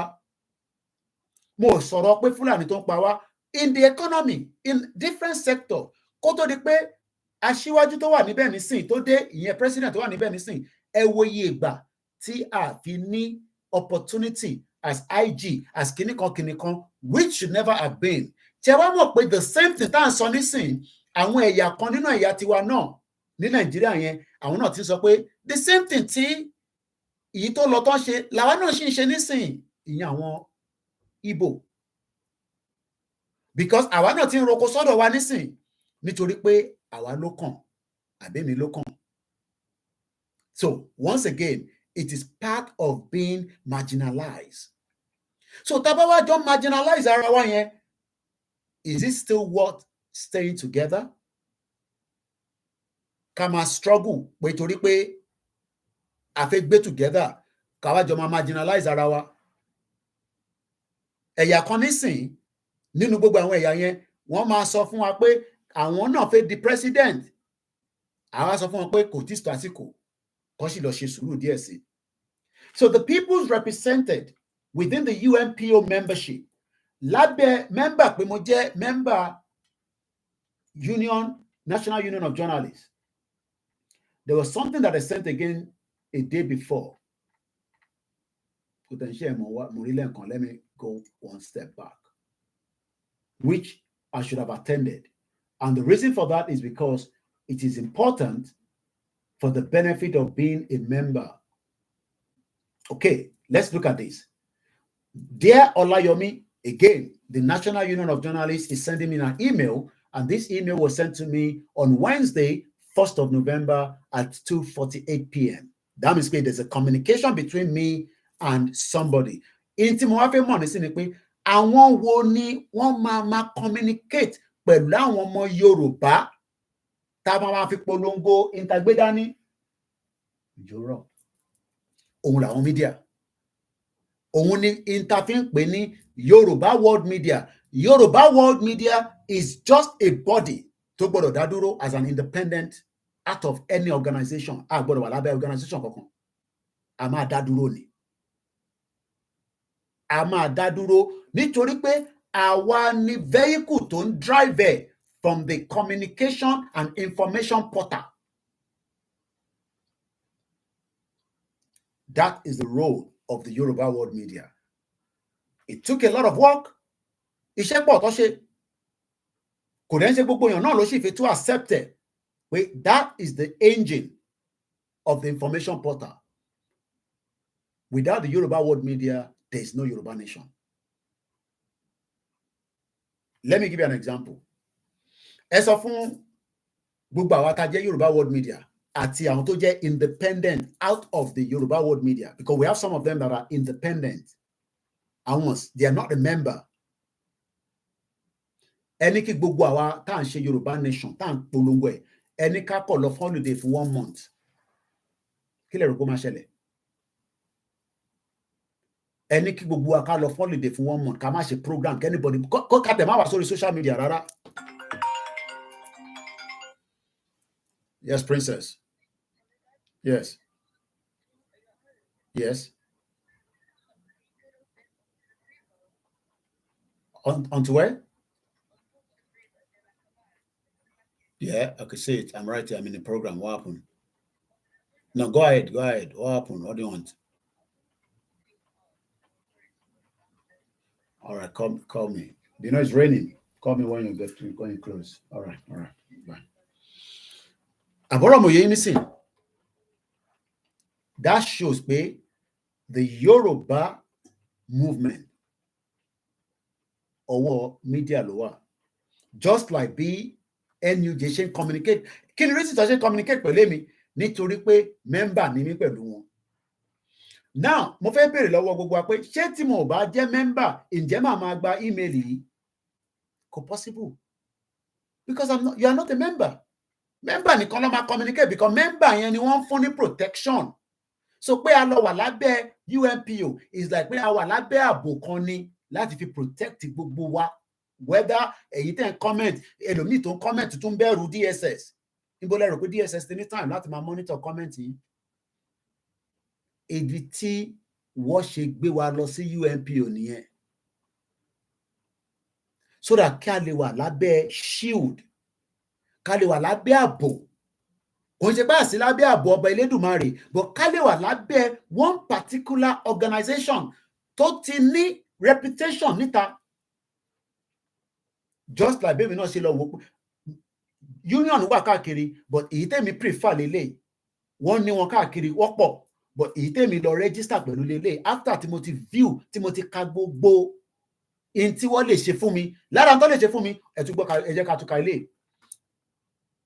Dear Olayomi Koiki, on the eve of International Day to End Impunity for Crime Against Journalists, kí ni wọ́n ń ṣe fún wa lọ́wọ́lọ́wọ́ lénìí tí bàbá Akíntóyè fi gbé wa lọ sábẹ́ UNPO?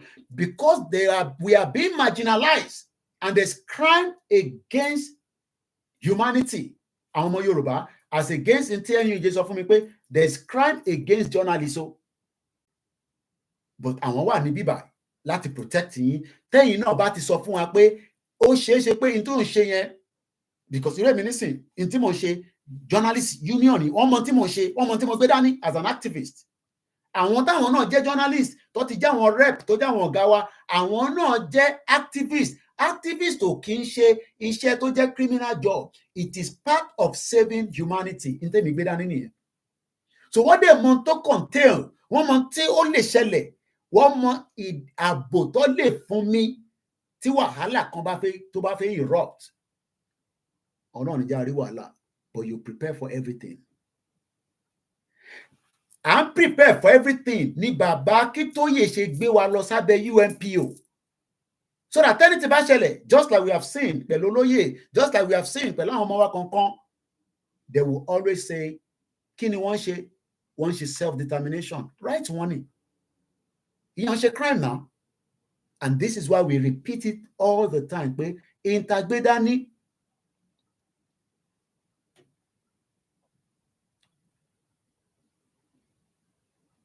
It is not a criminal offense.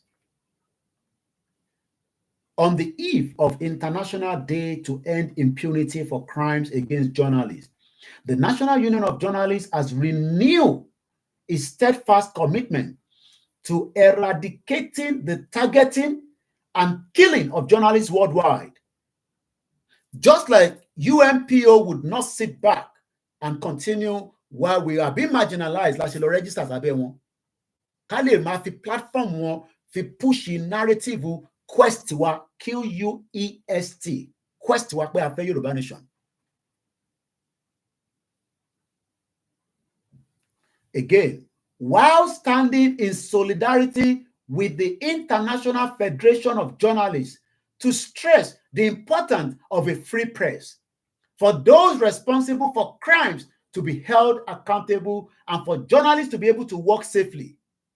Just as Baba Akíntóyè ṣe gbé wa lọ sábẹ́ UNPO pé kí ìta bá ń ṣe kó má di pé sójà máa pa wá, wọ́n máa lé wa mú, for our safety. That is the role of the UNPO. Mitchell Stinstel, the National Union Journalist General Secretary, said, "We cannot remain silent. Baba Akintoye cannot remain silent. Igboho cannot remain silent. Baba Ayiloke cannot remain silent. Gbogbo ọmọ Yorùbá pátá, we cannot remain silent while crimes is being committed against us. Just as the National Union of Journalists General Secretary Sọfẹ́mi Ọláyọmí Kóìkì pé àwọn ò ní jókòó káwọn remain silent kí crime against Ọláyọmí Kóìkì àbí gbogbo journalists are committed and perpetrators evade justice. Gbogbo crime tó ṣe nílẹ̀ Yorùbá pátá, justice will be served. It does not matter how long it's going to take. It does not matter. Kò sí bó ṣe lè pẹ́ tó nílẹ̀ ayé tá wà yìí. Kódà bẹ́ẹ̀ nìyẹn bá ti kú, a sì máa ṣe justice láti determine ẹ̀ṣẹ̀ tó ṣe against ilẹ̀ Yorùbá. Ọmọ Ìgbò ni, ọmọ Ṣìkírì ni, ọmọ Haúsá ni, ọmọ Yorùbá ni, ọmọ Fúlàní ni, British ni, America ni. We will come after everyone to make a problem sí ilẹ̀ Yorùbá, especially crime against humanity and justice for our youth. Genocide tó ti ṣẹlẹ̀ nílẹ̀ Yorùbá.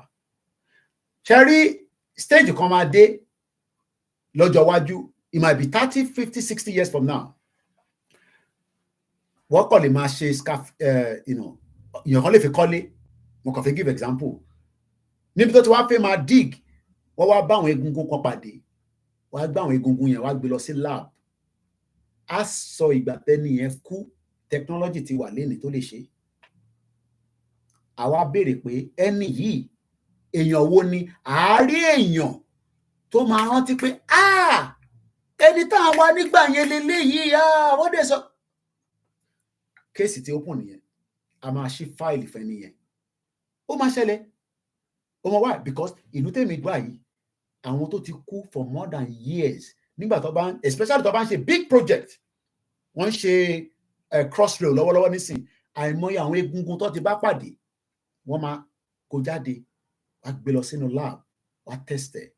So kí ni General Secretary National Union of Journalists jẹ́ kó yé mi pé we cannot remain silent as crimes against journalists are committed and perpetrators evade justice, standing in solidarity with the IFJ, NUJ members. Tèmi náà jẹ́ member.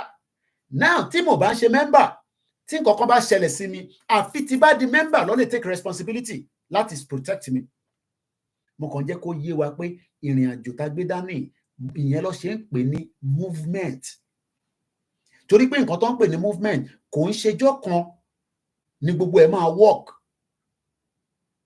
Kò ń ṣejọ́ kan ní gbogbo ẹ̀ máa ṣẹlẹ̀. And that is why I say between 1 to 5, if you see in the comment section, how satisfied are you so far in the last 3 going to 4 years? Let's go back again to UNPO. Aago mẹ́ta ó kọjá ìṣẹ́jú mẹ́ta. 3 minutes past 3. The peoples represented within the United UNPO membership are all united by one shared condition. Nǹkan kan ló so gbogbo wa papọ̀, àtàwọn tá a bá nínú member yẹn nínú organization tá ń pè ní UNPO. They are denied equal representation in the institution of national or international governance. Bóyá nísìn, ìyẹn làwọn ọmọ Yorùbá kan ṣe ń sọ pé ẹ ṣe sùúrù jọ, ṣebí èèyàn wa ló wà níbẹ̀ nísìn.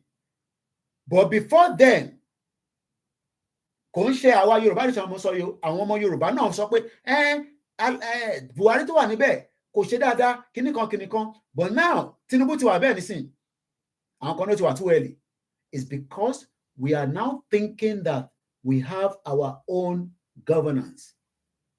But ẹ ti gbàgbé pé Tinubu is representing Nigeria. Saudi Arabia tó lọ lénìí kò lọ represent Yorùbá. Nigeria ló gbé lọ láti lọ represent níbẹ̀. The same Saudi Arabia tí Yorùbá bá dá dúró gẹ́gẹ́ bí orílẹ̀-èdè, we can have mutual bilateral trade with them. Kódà a lè jẹ́ kó yé wọn pé gbogbo àwọn ọmọ wa tó bá fẹ́ gbé lọ́dọ̀ yín, ẹ gbọ́dọ̀ máa jẹ́ kó gbé lọ́dọ̀ yín. A ní relationship pẹ̀lú wọn. But ẹ̀yin ò fẹ́ yẹn nítorí pé ti understand pé the only option tí ó lè gbé wa kúrò lọ́wọ́lọ́wọ́ nínú Nàìjíríà lénìí òun ni pé ká ní independent Yoruba country.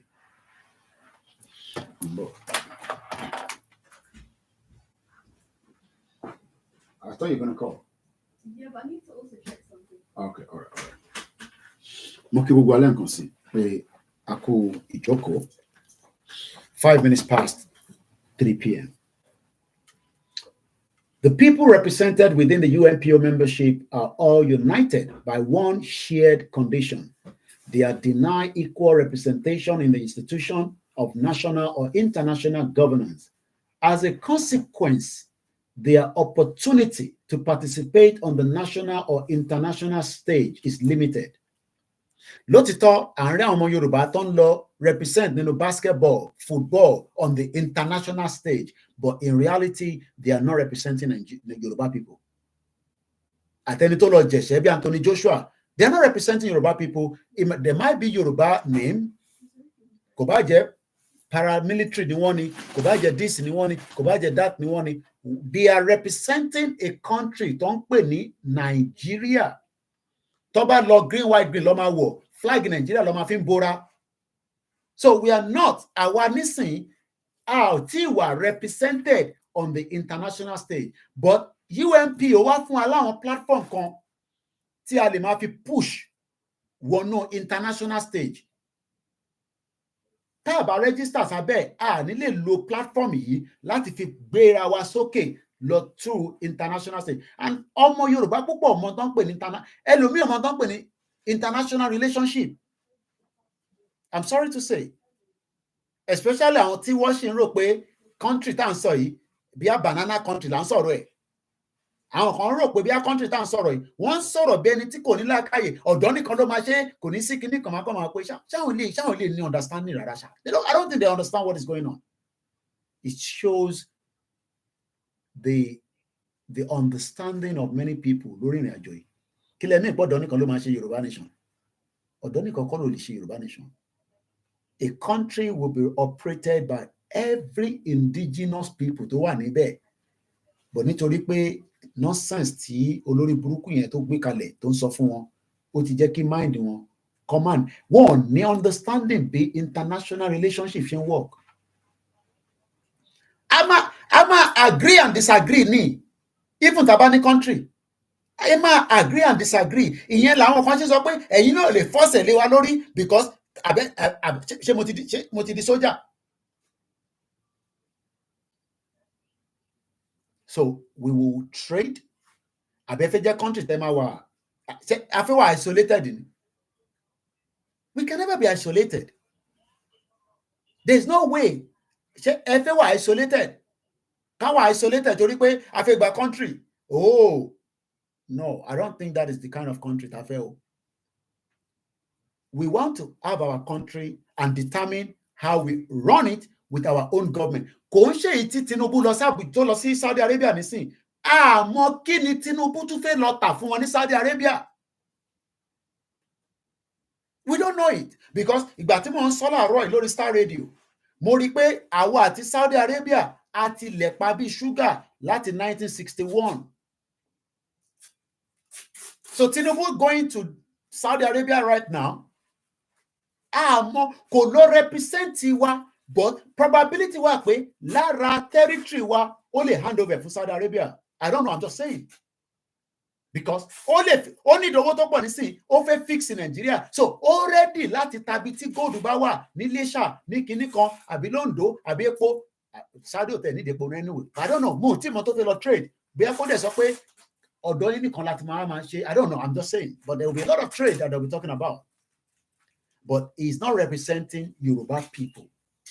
Ó lọ represent the dream of Nigeria, for Nigerians. Whether that dream will come in reality in the next 30, 40 years, you can ask yourself, I don't know.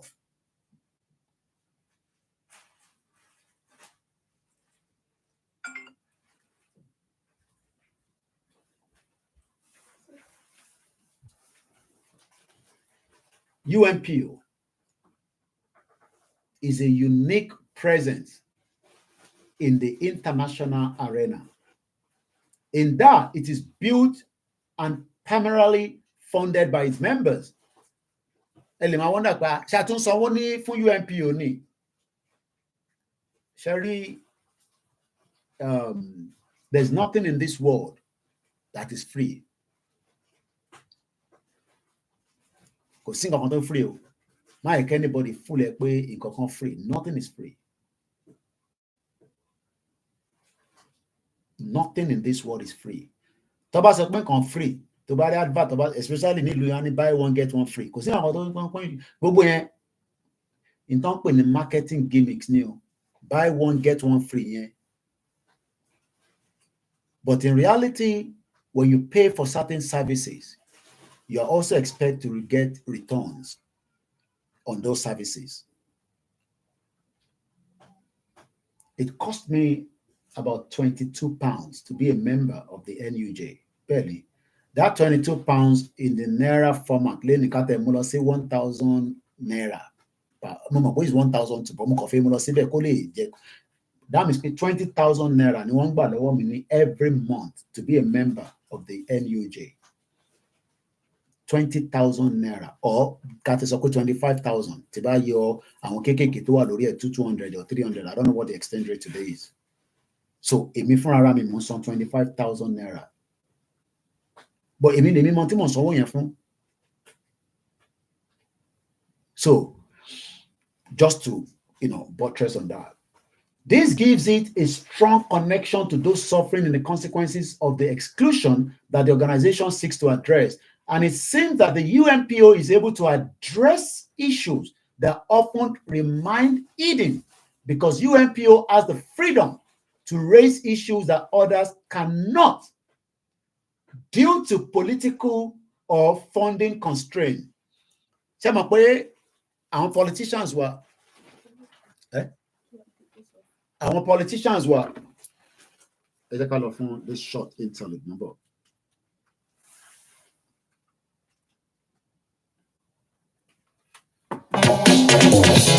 Oh yes, it's Yoruba Thanksgiving Day, organized by Yoruba UK Central Office. On the 2nd of December 2023, Yoruba community will be holding a Thanksgiving program where we shall be meeting in person. Yoruba dignitaries, leaders, men and women of substance. This Thanksgiving is not only meant to promote Yoruba unity, harmony, and to speak in one voice, to give a worthy of thanks to Almighty for the privilege and opportunity so far. Yoruba Thanksgiving Day scheduled for Saturday, 2nd of December 2023 from 3 p.m. to 10 p.m. UK time at Abadasha Asham College, Pips Road site, Pips Road, London, SE14 5SF UK. 135 Pips Road, London, SE14 5SF. Convened and fully supported by Yoruba UK Central Office, Koiki Media, Bedroom Magazine, Dr. Zabi Talk Show, YWC Worldwide, Sanfis FM. Ticket is totally free. Just go to Eventbrite, check for the first Yoruba community in UK. Meet and greet Thanksgiving. Click on the link to register yourself and as many as you want to come along with you. Free of charge. Please note,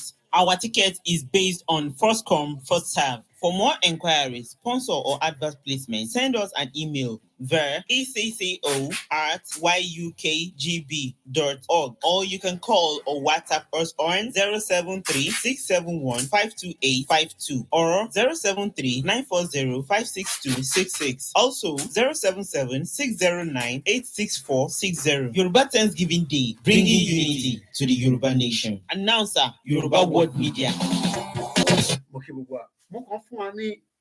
The background of how this movement has been and where we are heading to.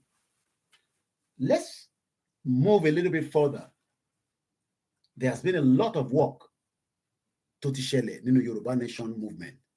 A movement, like we explained earlier, we've given you the full meaning of movement earlier. The organization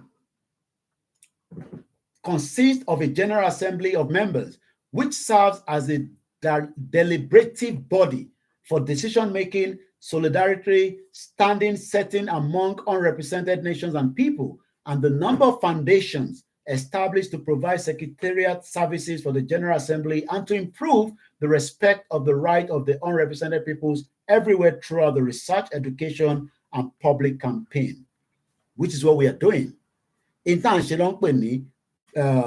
education, public campaign, rally tanche, and all that. And a lot of people are now also now doing more intensive research. Taniwa, who are we? What can we do? And there's so much. Even prior before Yoruba Nation, organizations like Dawn, Towa Nile Yoruba. I've talked about them so many times. The UNPO members contribute annually to the creation and operation of the UNPO Foundation, teaching unrepresented nations and people organization. Then this is their history, a little bit about their history. UNPO was conceived of in the late 1980s by the exiled leader of the people living under the communist oppression, Leonard Mali of the Congress of Estonia, Erikin Alepetin of the Ugu people, and Lodi Gaira of Tibet, together with Michael Van Prague, the international law advisor. So àwọn kan ló dá sílẹ̀ ní 1980. So can you imagine ẹgbẹ́ yẹn láti 1980 ó sì dúró débi pé àwa náà láǹfààní àti jẹ níbẹ̀ táwa náà bá ń push báyìí.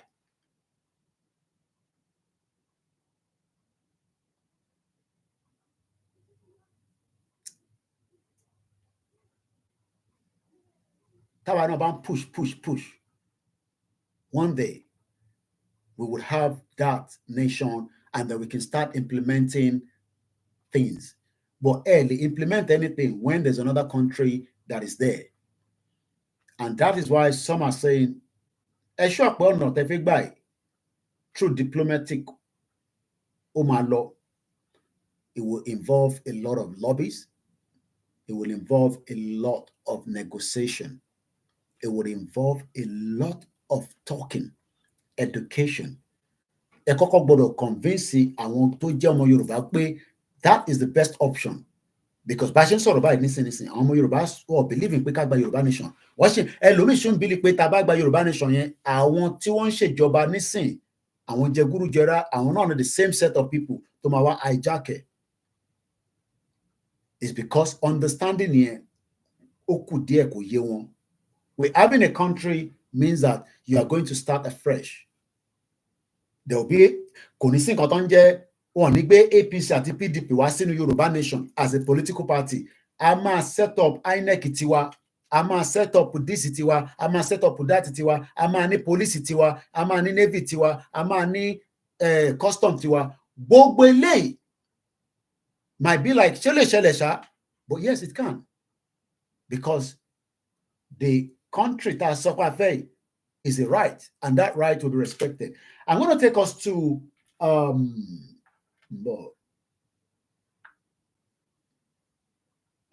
declaration. Ẹ jẹ́ ká lọ sí now mo ti kúrò lórí UNPO mo wá fẹ́ wá sórí organization tá à ń pè ní United Nations. United Nations nísìn is a body as well. But body ti United Nations nísìn òun tún wá ní much more weight ju UNPO lọ. But one thing tó kọ̀ wá nínú United Nations ni pé àwọn kìíní ẹgbà country bí ìgbà tí yàn lọ rà lọ́wọ́ wọn pé àwa Yorùbá nation ti dé sà èlò lẹ́ǹtà àfẹ́ra country ni. It doesn't work like that. Kò ń ṣe tó ń ṣẹlẹ̀ gangan nìyẹn. You don't buy a country from United Nations. I don't think anybody has bought one, to my understanding. And if I'm wrong, you can also let me know. But one thing tí ó ṣẹlẹ̀ ni pé nǹkan kan ṣẹlẹ̀ somewhere around 1960, December 14 precisely. Kí ni nǹkan tó ṣẹlẹ̀? In tó ṣẹlẹ̀ yẹn wà lára ìjókòó tèmi jókòó lénìí tí mò ń ṣe pariwo Yorùbá Nation movement fún yín. Wọ́n jókòó kan tí ó dẹ̀ ní tán ṣe rí, and this is why we are saying fáyín tí ẹ̀ ń sọ pé wọ́n ti gba country. Kò sẹ́ni resolution as of today tó báàkẹ̀ pé wọ́n jókòó pàdé nínú United Nations to indicate pé Yorùbá ti gba country. I have not seen it. Mr. Koike lọ wò lórí website wọn, orí ọ̀pẹ nìyẹn. Bá kí ni mo fẹ́ lọ wò lórí website wọn because kò sí níbẹ̀. It's a lie. It's a complete lie. A ti wà níbi tẹ́bi pé even 40 years ago, tó bá sọ̀rọ̀ nǹkan bẹ́ẹ̀ yẹn gan sẹ́, a sì rí èèyàn kan nínú abúlé tó máa sọ pé ẹ ṣú ọ̀ṣá. Wọ́n wá jẹ́ ní 21st century. Èèyàn kan wá sọ pé a ti gba country, a dẹ̀ ti gbà náà nìyẹn, kò dẹ̀ sí nǹkan tẹ́ ẹ máa ṣe sí mọ́. Irú àwọn èèyàn bẹ́ẹ̀ yẹn, arò ló yẹ ká kó wọn lọ. Arò ni wọ́n need láti jẹ́ ká kó wọn lọ because wọ́n tí mo tó ń pè ní pé the process of pé ẹ fi gba country. Àwọn kan ní ẹ kí wá lọ ọ̀nà wọn fi ń gbà.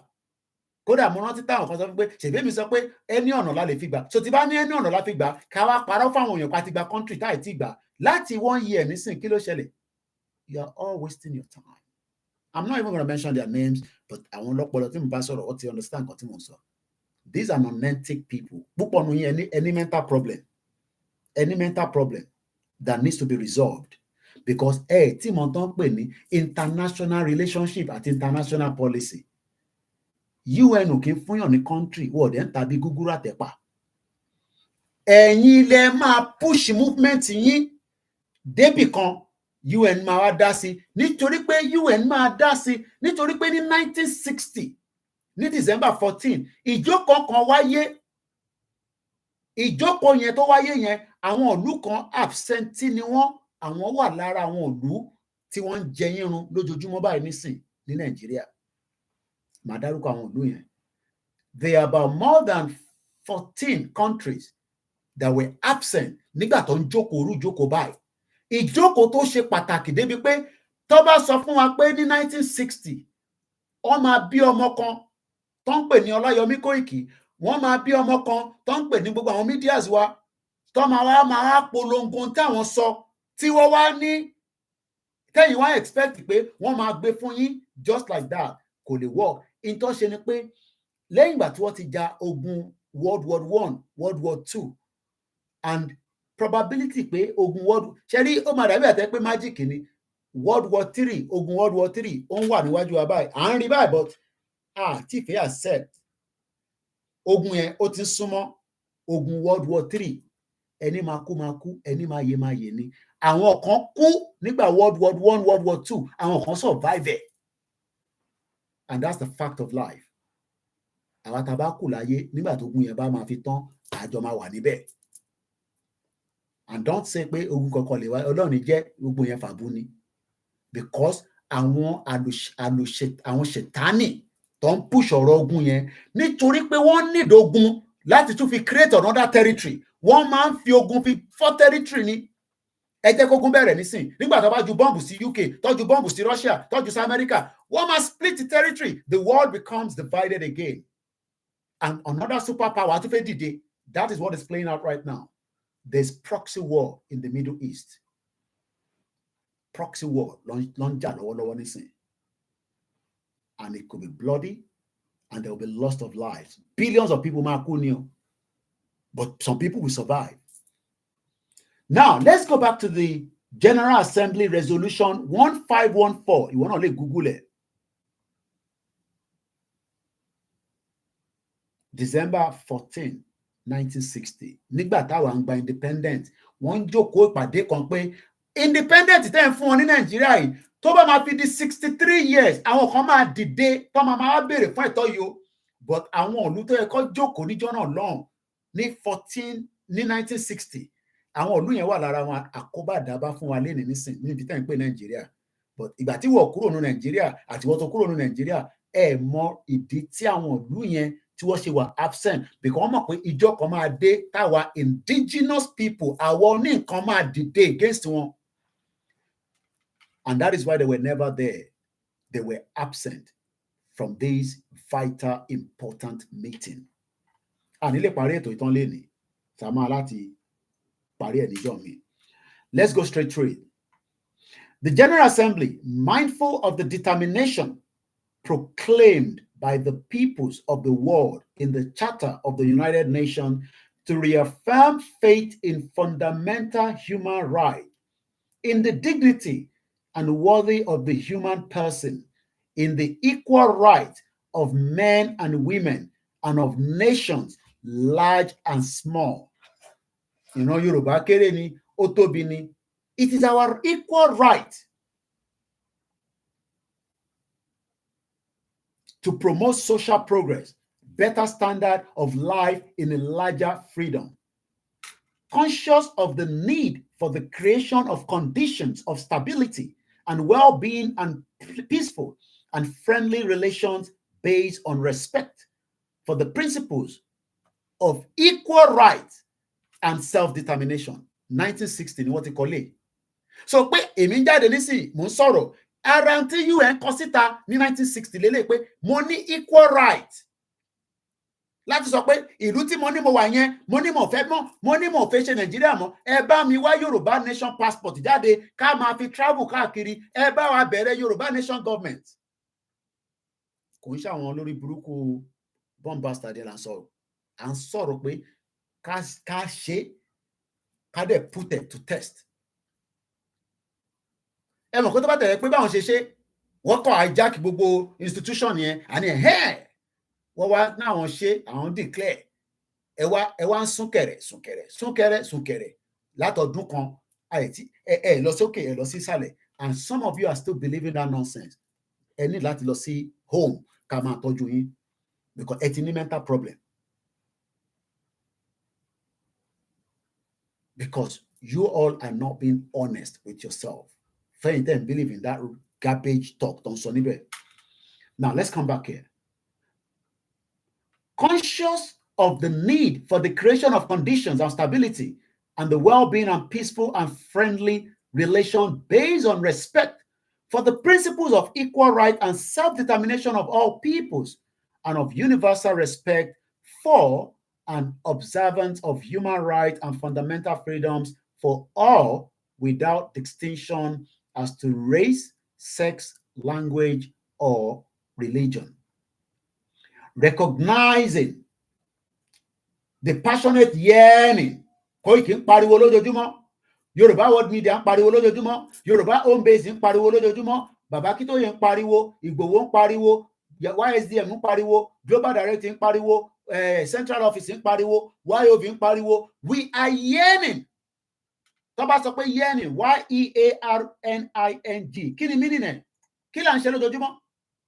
What are we doing every day? What is the full meaning of? Yearning. Yearning. Yearning. Feeling of intense, longing for something. Tó bá ń jẹran, tó bá careful, wàá fẹ́ gé rẹ̀ jẹ torí ẹran yẹn ti fẹ́ tán, bó o fẹ́ jẹ́ kó tán, gògògóńgò ló ń fà wá sísàlẹ̀.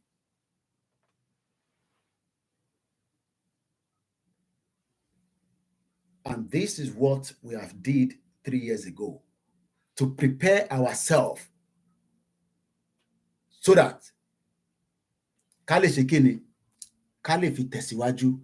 But unfortunately, after almost 2.5 years in the Yoruba Nation movement, a tún wá rí àwọn tí wọ́n dé láàrin méjì, àwọn tó dé láàrin méjì tó ṣe kíni, tó tún wá pull ọ̀rọ̀ Yoruba Nation yẹn, wọ́n tún wá pull it down.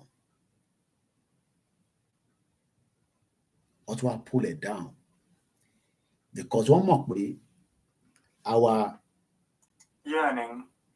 tá ń pariwo lójoojúmọ́ yẹn, our Yearning. feeling of intense longing for something. What are we longing for? We want Yoruba Nation. Kí là ń jáde lójoojúmọ́ fún? We want Yoruba Nation. Involving or expressing yearning. What is the meaning of Yearning? A strong feeling or wishing for something. What do we wish? A fẹ́ gba country wa, a fẹ́ dá dúró gẹ́gẹ́ bí orílẹ̀-èdè kan. Yearning. Especially something that you cannot have or get easily. Did you hear that? Yearning. Something tí ó ṣeéṣe kẹ́ má rí gbà. Because kò ní easy. Yearning. something that you cannot, into likely belly mariba, something you cannot have or get easily. We want it, but we don't think of the pain that we will have to do to be able to get it. And that is the reason why we are saying we must do everything possibly best to make sure that this movement must continue, no matter how painful. Because the yearning tí wọ́n sì sínú United Nations yẹn, wọ́n mọ̀ pé ẹ lè máa pariwo pé fẹ́, but probability pé ẹ̀ ní rí gbà ó máa wáyé. Àwa la máa wá sọ fún wọn pé whether they like it or not, a máa gbà o. Ọ̀nà tá a fẹ́ fi gbà, I leave that to every one of us to think about it. Because nobody wants you to be free. Recognizing the passionate, our passion, mo like boy, ṣàbò ṣe máa ń sọ̀rọ̀ akíkanjú nìkan kan. Mo lè máa sọ̀rọ̀ báyìí for the next 30 years. Tá a bá múra sí anywhere, ojú kan la máa wà o.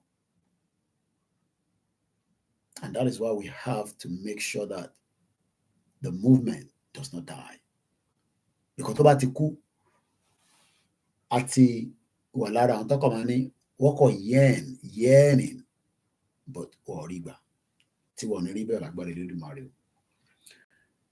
Recognizing the passionate yearning for freedom in all dependent people like the Yoruba people and decisive role of such people in the attainment of their independence, it will never come easy. Don't let anybody fool you. The movement is going to be easy. Don't let anybody fool you. It's going to come easy. It will involve a lot of things. And when I mean a lot of things, I am not shy to say it will also involve a lot of bloodshed. It's a fact.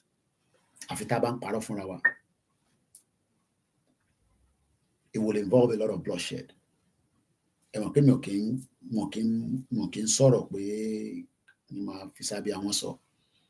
Fact lèmi sọ. Àfi tó bá yẹ pé a fẹ́ lọ. Tó bá yẹ pé a fẹ́ lọ, ká kúkú jọ máa ṣe Yoruba Nation lórí social media and all that. But before we get to that stage, I'm going to move swiftly to the time. I'll read that again. And I want this particular side of what I'm saying right now to sink in the head of every one of us. It's not a joke. I'm going to be a joke in the Yoruba Nation now. It's going to involve a lot of bloodshed. Ẹ̀jẹ̀ máa ta sílẹ̀ o, kò sọ́gbọ́n ẹ̀. Bó ṣe máa ta sílẹ̀ lèmi ò mọ̀, but ẹ̀jẹ̀ máa ta sílẹ̀ o. Àfi tó bá yẹ pé a fẹ́ sọ pé kájọ máa tanra wa. But before it gets to that stage, níbi táwọn kan ti gbéṣẹ́ tó ń ṣiṣẹ́ yẹn lọ pé so kó lè wà minimize, ká lè get as much people on our side. That is the reason why the education and all these must continue with different platforms, different programs. Recognizing the passionate yearning for freedom in all dependent peoples and decisive role of such peoples in attaining of their independence. Aware of the increased conflict resulting from the denial of all impediment in the ways of the freedom of such people. Let me go and give you the full meaning of that word impediment. I know the meaning, but let's share it together. Impediment. We are going to come across a lot of that before we get to where we're going. There will be a lot of impediment. What is the meaning of impediment? impediment.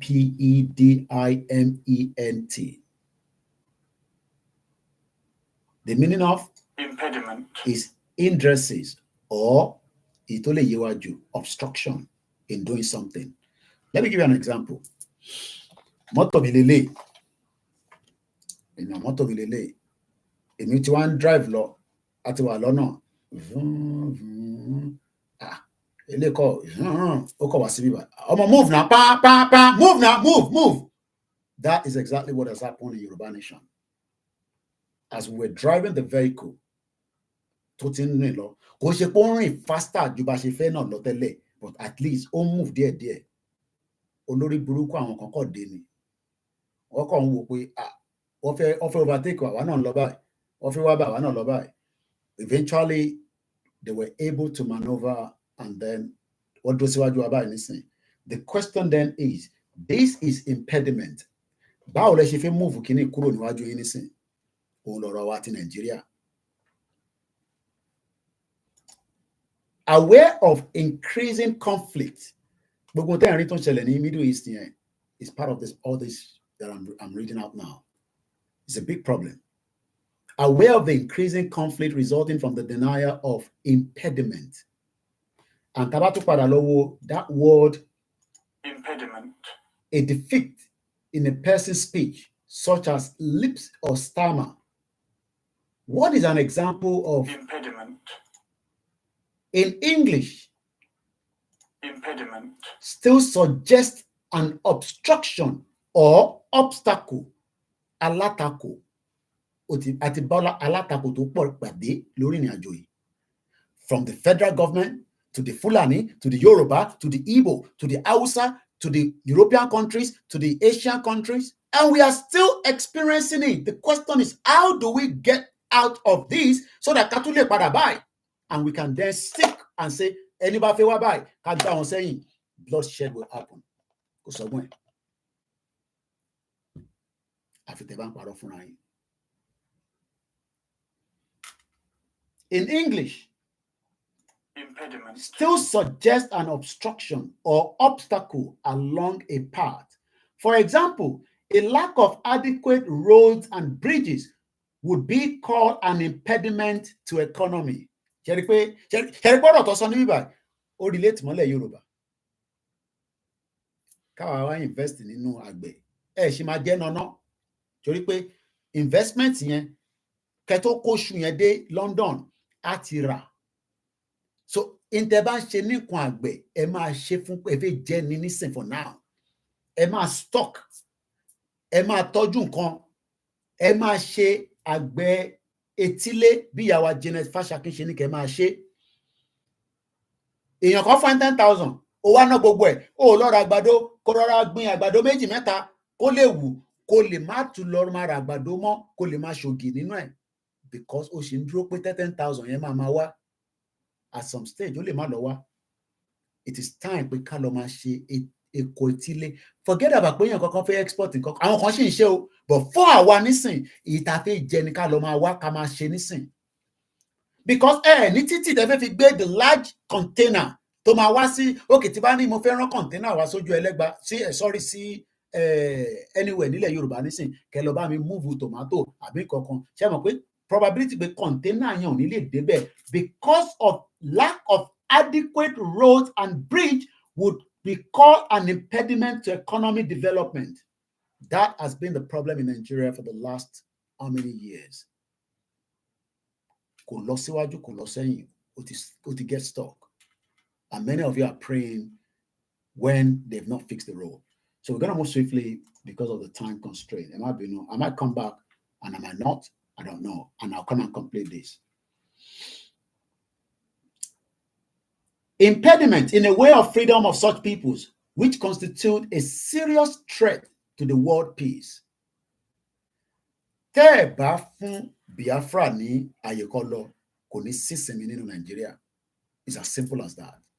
Tẹ́ ẹ bá fún Yorùbá ní àyè kó lọ, àwa sì lè wà pẹ̀lú àwọn Fúlàní torí pé a fẹ́ wàhálà ọmọlúàbí ni wa.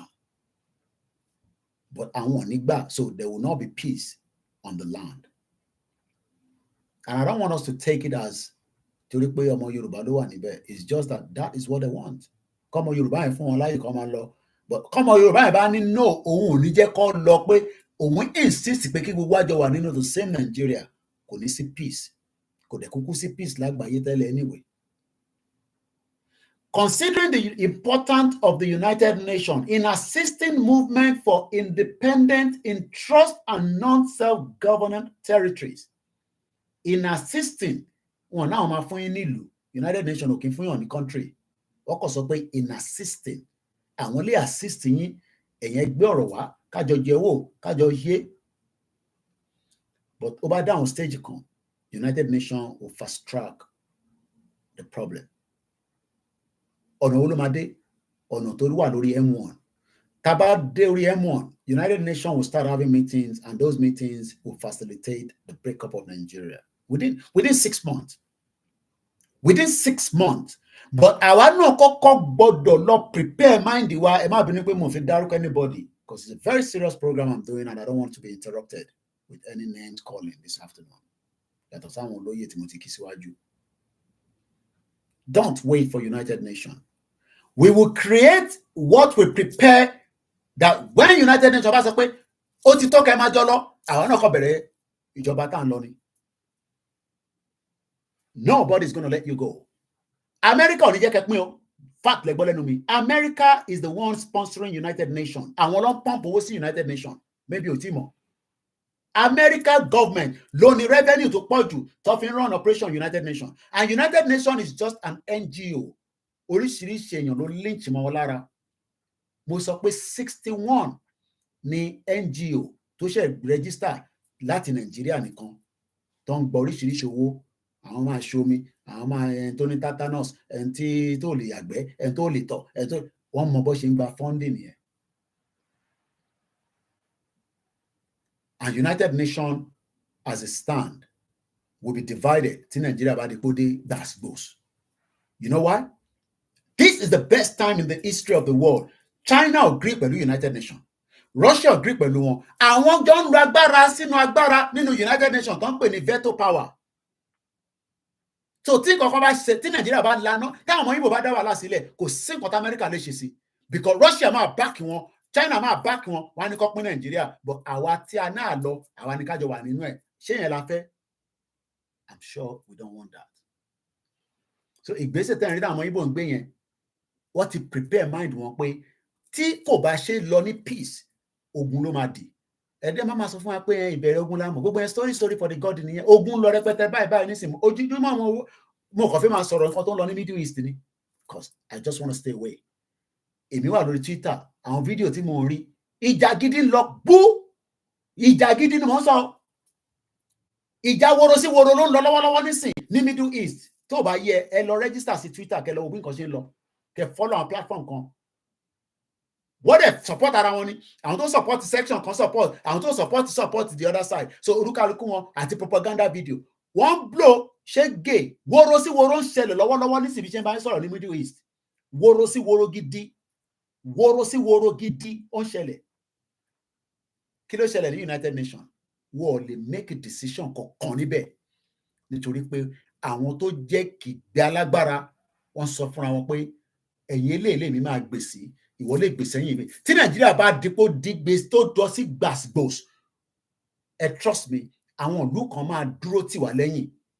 Àwọn ìlú kan ní dúró tì wá lẹ́yìn. Britain ò ní dúró tì yín lẹ́yìn. America ò ní dúró tì yín lẹ́yìn. But I will see that other countries will say, nígbà. So wọ́n ní ever resolution resolve ní United Nations, and that will facilitate the dissolution of that shit old country tẹ́ ń pè Nigeria. But àwa ṣì ń tọ́ gẹ́gẹ́ bí ọmọlúàbí láti máa ṣe prepare mind àwọn èèyàn, and we hope that gbogbo wa máa rántí pé there is timeline for everything.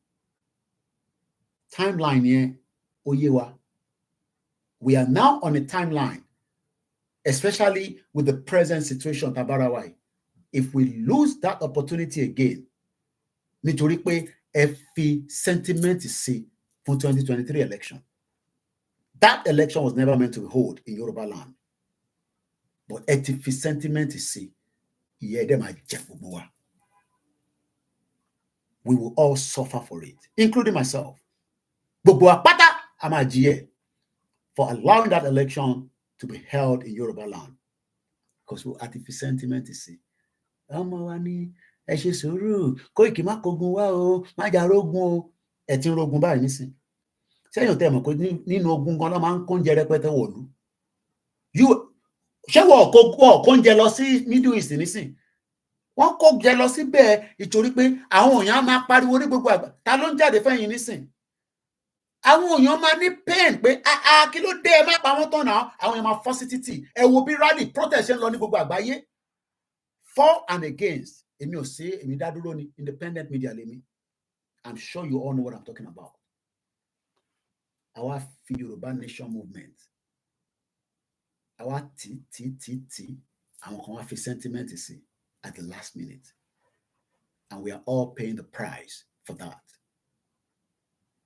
ọgbẹ́wèrè kan dé ó dá gbogbo ẹ̀rú ó dáwọ́rú bí ẹsẹ̀ télọ̀ àwọn tó ní ẹ̀yin tẹ́ ní understanding ẹlòmíì wà ní abroad kò ní international policy understanding kankan because iṣẹ́ ló ń fà gbùrù ló ń fà bẹ́ẹ̀ ni mo sọ ẹlòmíì wà ní UK yìí kò mọ tó ń lọ ládùúgbò ẹ̀ because n tó bá wá sí UK ní pé káwọn wá fa gbùrù káwọn dẹ̀ rówó káwọn dẹ̀ sẹ́ndì sówó sílé kọ́kọ́lé kọ́ sáré padà lọ sílé 40 years wọ́n sì wà nílùú ìwọ̀ tí kúrò ilé tó dẹ̀ kọ́ nísìn òun àti neighbor ẹ̀ tí ó ti ṣògùn pé kó má tẹ̀ padà wálé ẹnì kan ló mọ̀ èmi tèmi wà pẹ̀lú àwọn Labour Party tí mo mọ n tó ń pè ní communication Alistair Campbell wọ́n lo communication yẹn mo ríró ẹ̀rí mọ power of the communication ibi tó bá fẹ́ kí o darí sí ló ń darí sí so we failed to stop that election because less than 2 million ọmọ Yorùbá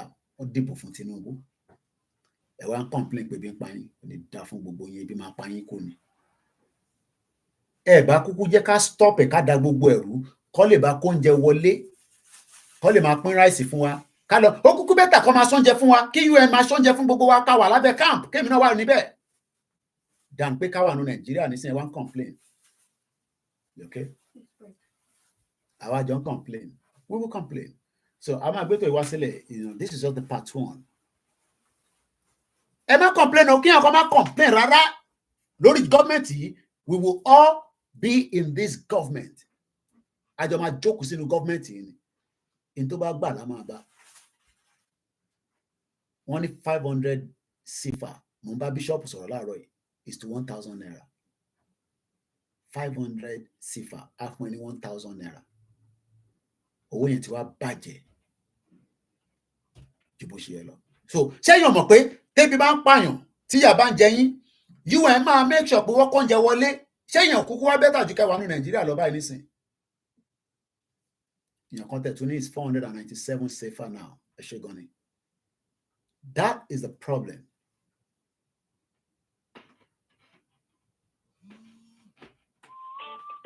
àbọ̀rọ̀mọ̀ yẹn nísìn so let us remind ourselves that the work Tagbedani is going to be a lot, but we will get there. 10 minutes before 4 p.m. or 10 minutes before 1600 hours, Nigeria, you are 1 hour ahead of us. This is going to be the part 1. I will have to do the part 2 because I can't complete the program as I would love to. Considering the important role of the United Nations in assisting the movement for independent trust and non-self-governance, recognizing that the peoples of the world ardently desire the end of colonialism in all manifestation. Colonialism ló ṣe ń ṣẹlẹ̀ ní gbogbo African country. Àwọn òyìnbó tó kọ àwọn kan máa ní ìwọ ti fún yín ní independent òmùgọ̀. Ta ló sọ fún pọ́ fún yín ní independent? Oh, okay, torí pọ́ sọ pé Nigeria is now independent láti 1960. So lọ́kàn rẹ̀ àti wà independent. Màtàn rẹ̀. Èmi tèmi wà ní UK gan mọ̀ pé wọ́n fún mi. Èmi gan tèmi wà ní UK gan mọ̀ pé wọ́n fún mi ní independent nílùú yìí. Ní UK tí mò ń gbé yìí, the British government have not given me independent. Ọkọ ní wọn ò ní choice. Ọmọ why? Nítorí pé òfin ìlú ilé mi fi bá wọn jà. Òfin ìlú yìí ni mo fi bá UK jà for 15 years tí mo fi sọ pé máa dúró sí ìlú yìí. So why imagine ṣé òfin Nàìjíríà ni wọ́n fi bá UK jà? Katrina Lang, the former British High Commissioner, ó tan gbogbo àwọn youth. Ó ní kẹ́ lọ gba PVC. Ó ní èèyàn máa ń vote ní láti ilé ẹ̀ńtẹ́ ìbá fẹ́ lọ. àwọn tó yẹ pé àwọn làwọn ń kúkẹ̀, àwọn làwọn ń ṣèjìnà, àwọn ló mọ ibi tó máa lọ sí, ibi tó ní lọ sí. They play the minds of millions of Nigerians. Nígbà EndSARS tó pa yín dànù, wọ́n wá ṣe ìpàdé kọ̀kọ̀ àwọn British. You know what they did? Wọ́n tún ní kẹ́ wá máa ṣe business center pẹ̀lú àwọn níbí báyìí. Ọba ṣí visa. Wọ́n fún yín ní normal visa. Ọmọ visa tó fún yín student visa. Mo wá rẹ̀ tó dé sí ìlú yìí tó ń struggle kò lè rọ àtọwọ́ school o but ó ti get stuck. Wọ́n wà nílùú ìbáyìí nísìn tó ọ̀rọ̀ owó school san because díẹ̀ ló máa kọ́kọ́ gbà lọ́wọ́ yín. British ló ṣe yẹn pé kó fi jẹ́ kẹ́yìn youth tẹ wà ń lé kẹ́ má bàa bínú púpọ̀. Wọ́n wá ní kó ṣe extra visa student visa fún Nigerians. Ẹ wá máa gbọ́ èmi náà ti gba visa àwọn náà tarí lọ try o. Ẹ̀yin ẹ̀dẹ̀ lówó ọmọ Yorùbá mélòó ló ní 54 million láti fi wá kàwé nílùú yìí. You need about 54 million for a 3-year program. Calculated at £14,000. Kò sí sówó ilé níbẹ̀, kò sí sówó oúnjẹ níbẹ̀. Òfin pé 16 hours yẹn ló máa fi sanwó school. Wá béèrè lọ́wọ́ àwọn àtàwà ní bíbá. Bóyá 16 hours làwa ń ṣe nílùú yìí. Ìlú yìí mo ti mọ̀ pé èèyàn máa sọ fún pé òun ṣe 60 hours.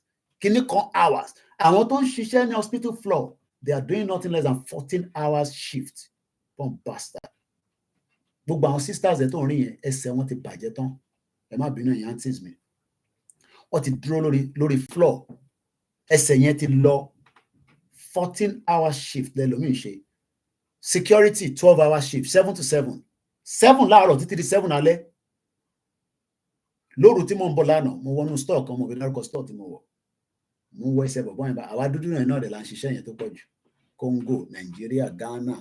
Àwọn Ghana àwọn yẹn tẹ̀ máa ń clean káàkiri tí wọ́n ní. Àwọn yẹn all clean ju kí ló dára ẹ̀ lọ. It's a job. You think àwọn òyìnbó like wa bẹ́ẹ̀ yẹn. Àwọn ọmọ tí wọ́n ń ṣiṣẹ́ báwa ṣe ń ṣiṣẹ́ bíi kúrú yẹn. Because àwọn làwọn nílùú. Àwọn ọmọ tí wọ́n náà wà hard working gan, but àwọn kò ń ṣe pé àwọn kan kì í ṣe, but wọ́n kì í ṣe 14 hours báwa ṣe ń ṣe yẹn. Àwa ń ṣe 14 hours ká lè rówó send sílé sẹ́yìn bomb bastard. Ẹ understand nǹkan tó ń lọ. Do you know how much the diaspora have sent home in the last 25 years? Tẹ́mi ti wà nílùú yìí.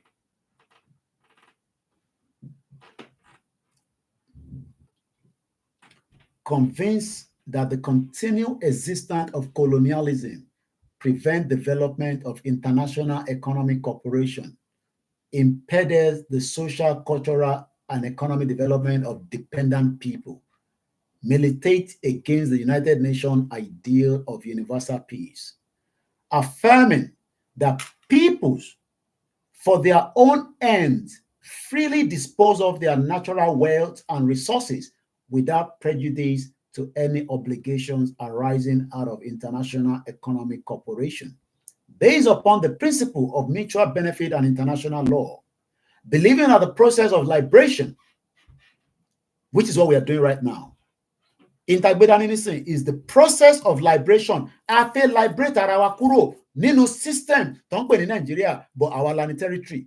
Òyìnbó ló change territory yẹn mọ́ wa lọ́wọ́ lọ́pẹ́ ní Nigeria ní 1914. Why should we save that? Ṣé èmi mọ bàbá Lùgádìrí tó fi pè wá ní Nigeria? Nítorí pé bàbá mi sọ pé Nigeria ni mí, I'm a Nigerian. So mo gbọ́dọ̀ accept it, stupid people. You are accepting what the colonial masters did and put on us, and you are refusing to allow us to pull it down. How can you be a normal person? Ṣé bàbá ẹ̀ àti ìyá ẹ̀ ṣáwọn àwọn ni wọ́n jọ jókòó pàdé ní abúlé yín lọ́ fi pè wá ní Nàìjíríà? Bomb bastards. You are trying to save something that we can't have any reference to in the last 10,000 years. Any record as Yoruba people, 20,000 years ago, any record. Where is Nigeria? That is what Oyinbo people have done on me and you. So a lot of you want to save that for your own selfish interest. Bomb bastard. You love the green, white, green. Why not love another color? White, green, white, green. Ṣáwa àwala ṣé bàbá mi ló jókòó ló fi jọ ṣe ìpàdé tó fi sọ pé Nàìjíríà lùgàd olórí burúkú bomb bastard. Ìwọ tẹ̀léráyè dé Harrods. I went to his house níbi tó gbé between 1912 and 1914 or somewhere around there. I can't remember. Be 1908. Ilé tó gbé God said, some of you will never have opportunity to see that house. àfi lórí social media, àfi tó bá dé London. Ẹlòmíì gan wà London gan bí lọ ti fi ráyè lọ ṣe yẹn. I visited the house. Some of you don't even know the pain of what Lugard has done on our lives by changing that name and calling us Nigeria. Black people, Niger area. And that is what we're trying to pull down. And some bastard Nigerians will tell you, let's keep Nigeria. As if your great-grandfather sat there when they were doing the formation of Nigeria.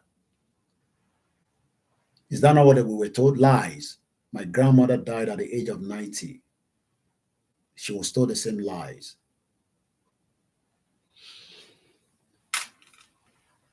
Believing that the process of liberation is irresistible and irreversible, and that in order, listen to this, in order to avoid serious crisis, there will be crisis in Nigeria. It's just I don't know when, how.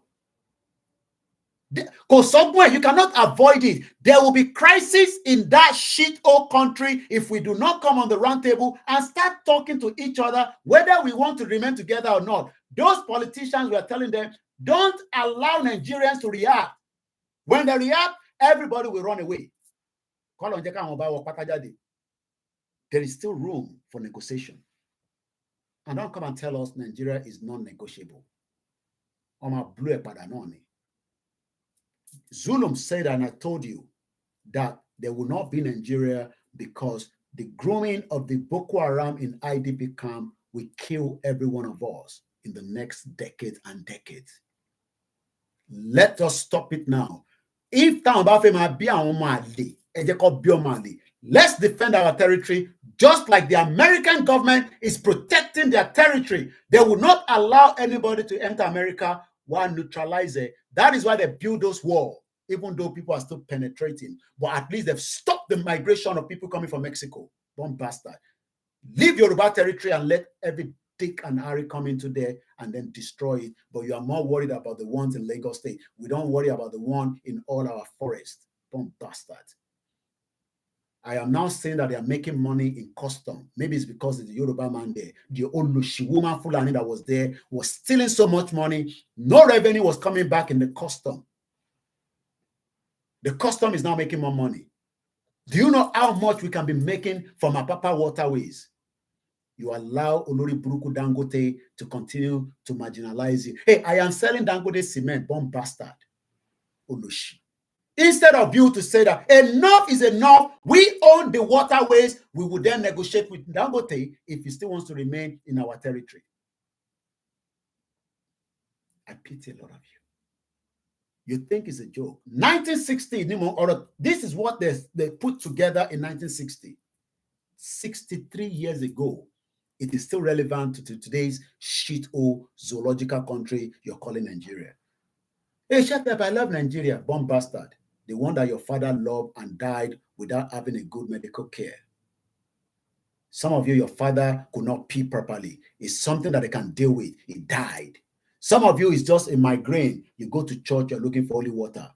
When they should MIR machine that they bought in Benue State in one of the university this morning, hospital. I read that at the Punch newspaper. MRI machine got stopped. It's not working. It was only fixed just this year. Could take me 1 year. Lack of maintenance will kill many of you before your death. That is why the World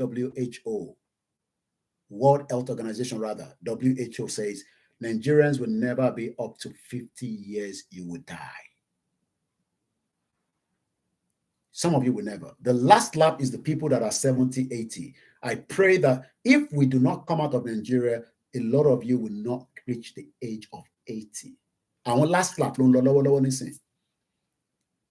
my grandma died at 90. Many of you will not survive 90. Continue to say with a joke. No problem. You would all feel the pinch of that shit or country. 4 o'clock, like I said, I'm going to wind down because I will get a call now and that will stop the program, and I'll rather stop the program. So I'm going to come back. I know where I stopped. I will not close this laptop. I'm just going to put it asleep so that I will be able to continue from here. But all I can tell us is the Yoruba Nation movement is still an ongoing work. And we must not allow anybody to tell us that in Tagbidani, we should go and sit down. No problem. We don't have any power. Power belongs to Eledumare. But one day, all these shenanigans will stop. We don't need to go through that route. We can sit down, be Omoluabi, and facilitate the dissolution and dismantle of Nigeria. It has been done before around the world. It can still be done in Nigeria. Nobody should say we must be forced to remain in Nigeria. It is a lie. Not even this country must say that. Not even America. Not even all the members of the United Nations have the right to tell us that we cannot have our own nation. It is a right that has been given to some people before, and we will also have that same right. Last year, Dumari. My name is Olami Koiki. Have a very good evening and enjoy the rest of the day. Like I said, this is just a part 1. Don't miss the part 2 of this program. Have a very good day. My name again is Olami Koiki, and I'll be back whenever I'm back. Sorry I can't mention all the names, but appreciation to every single one of you. Bye for now.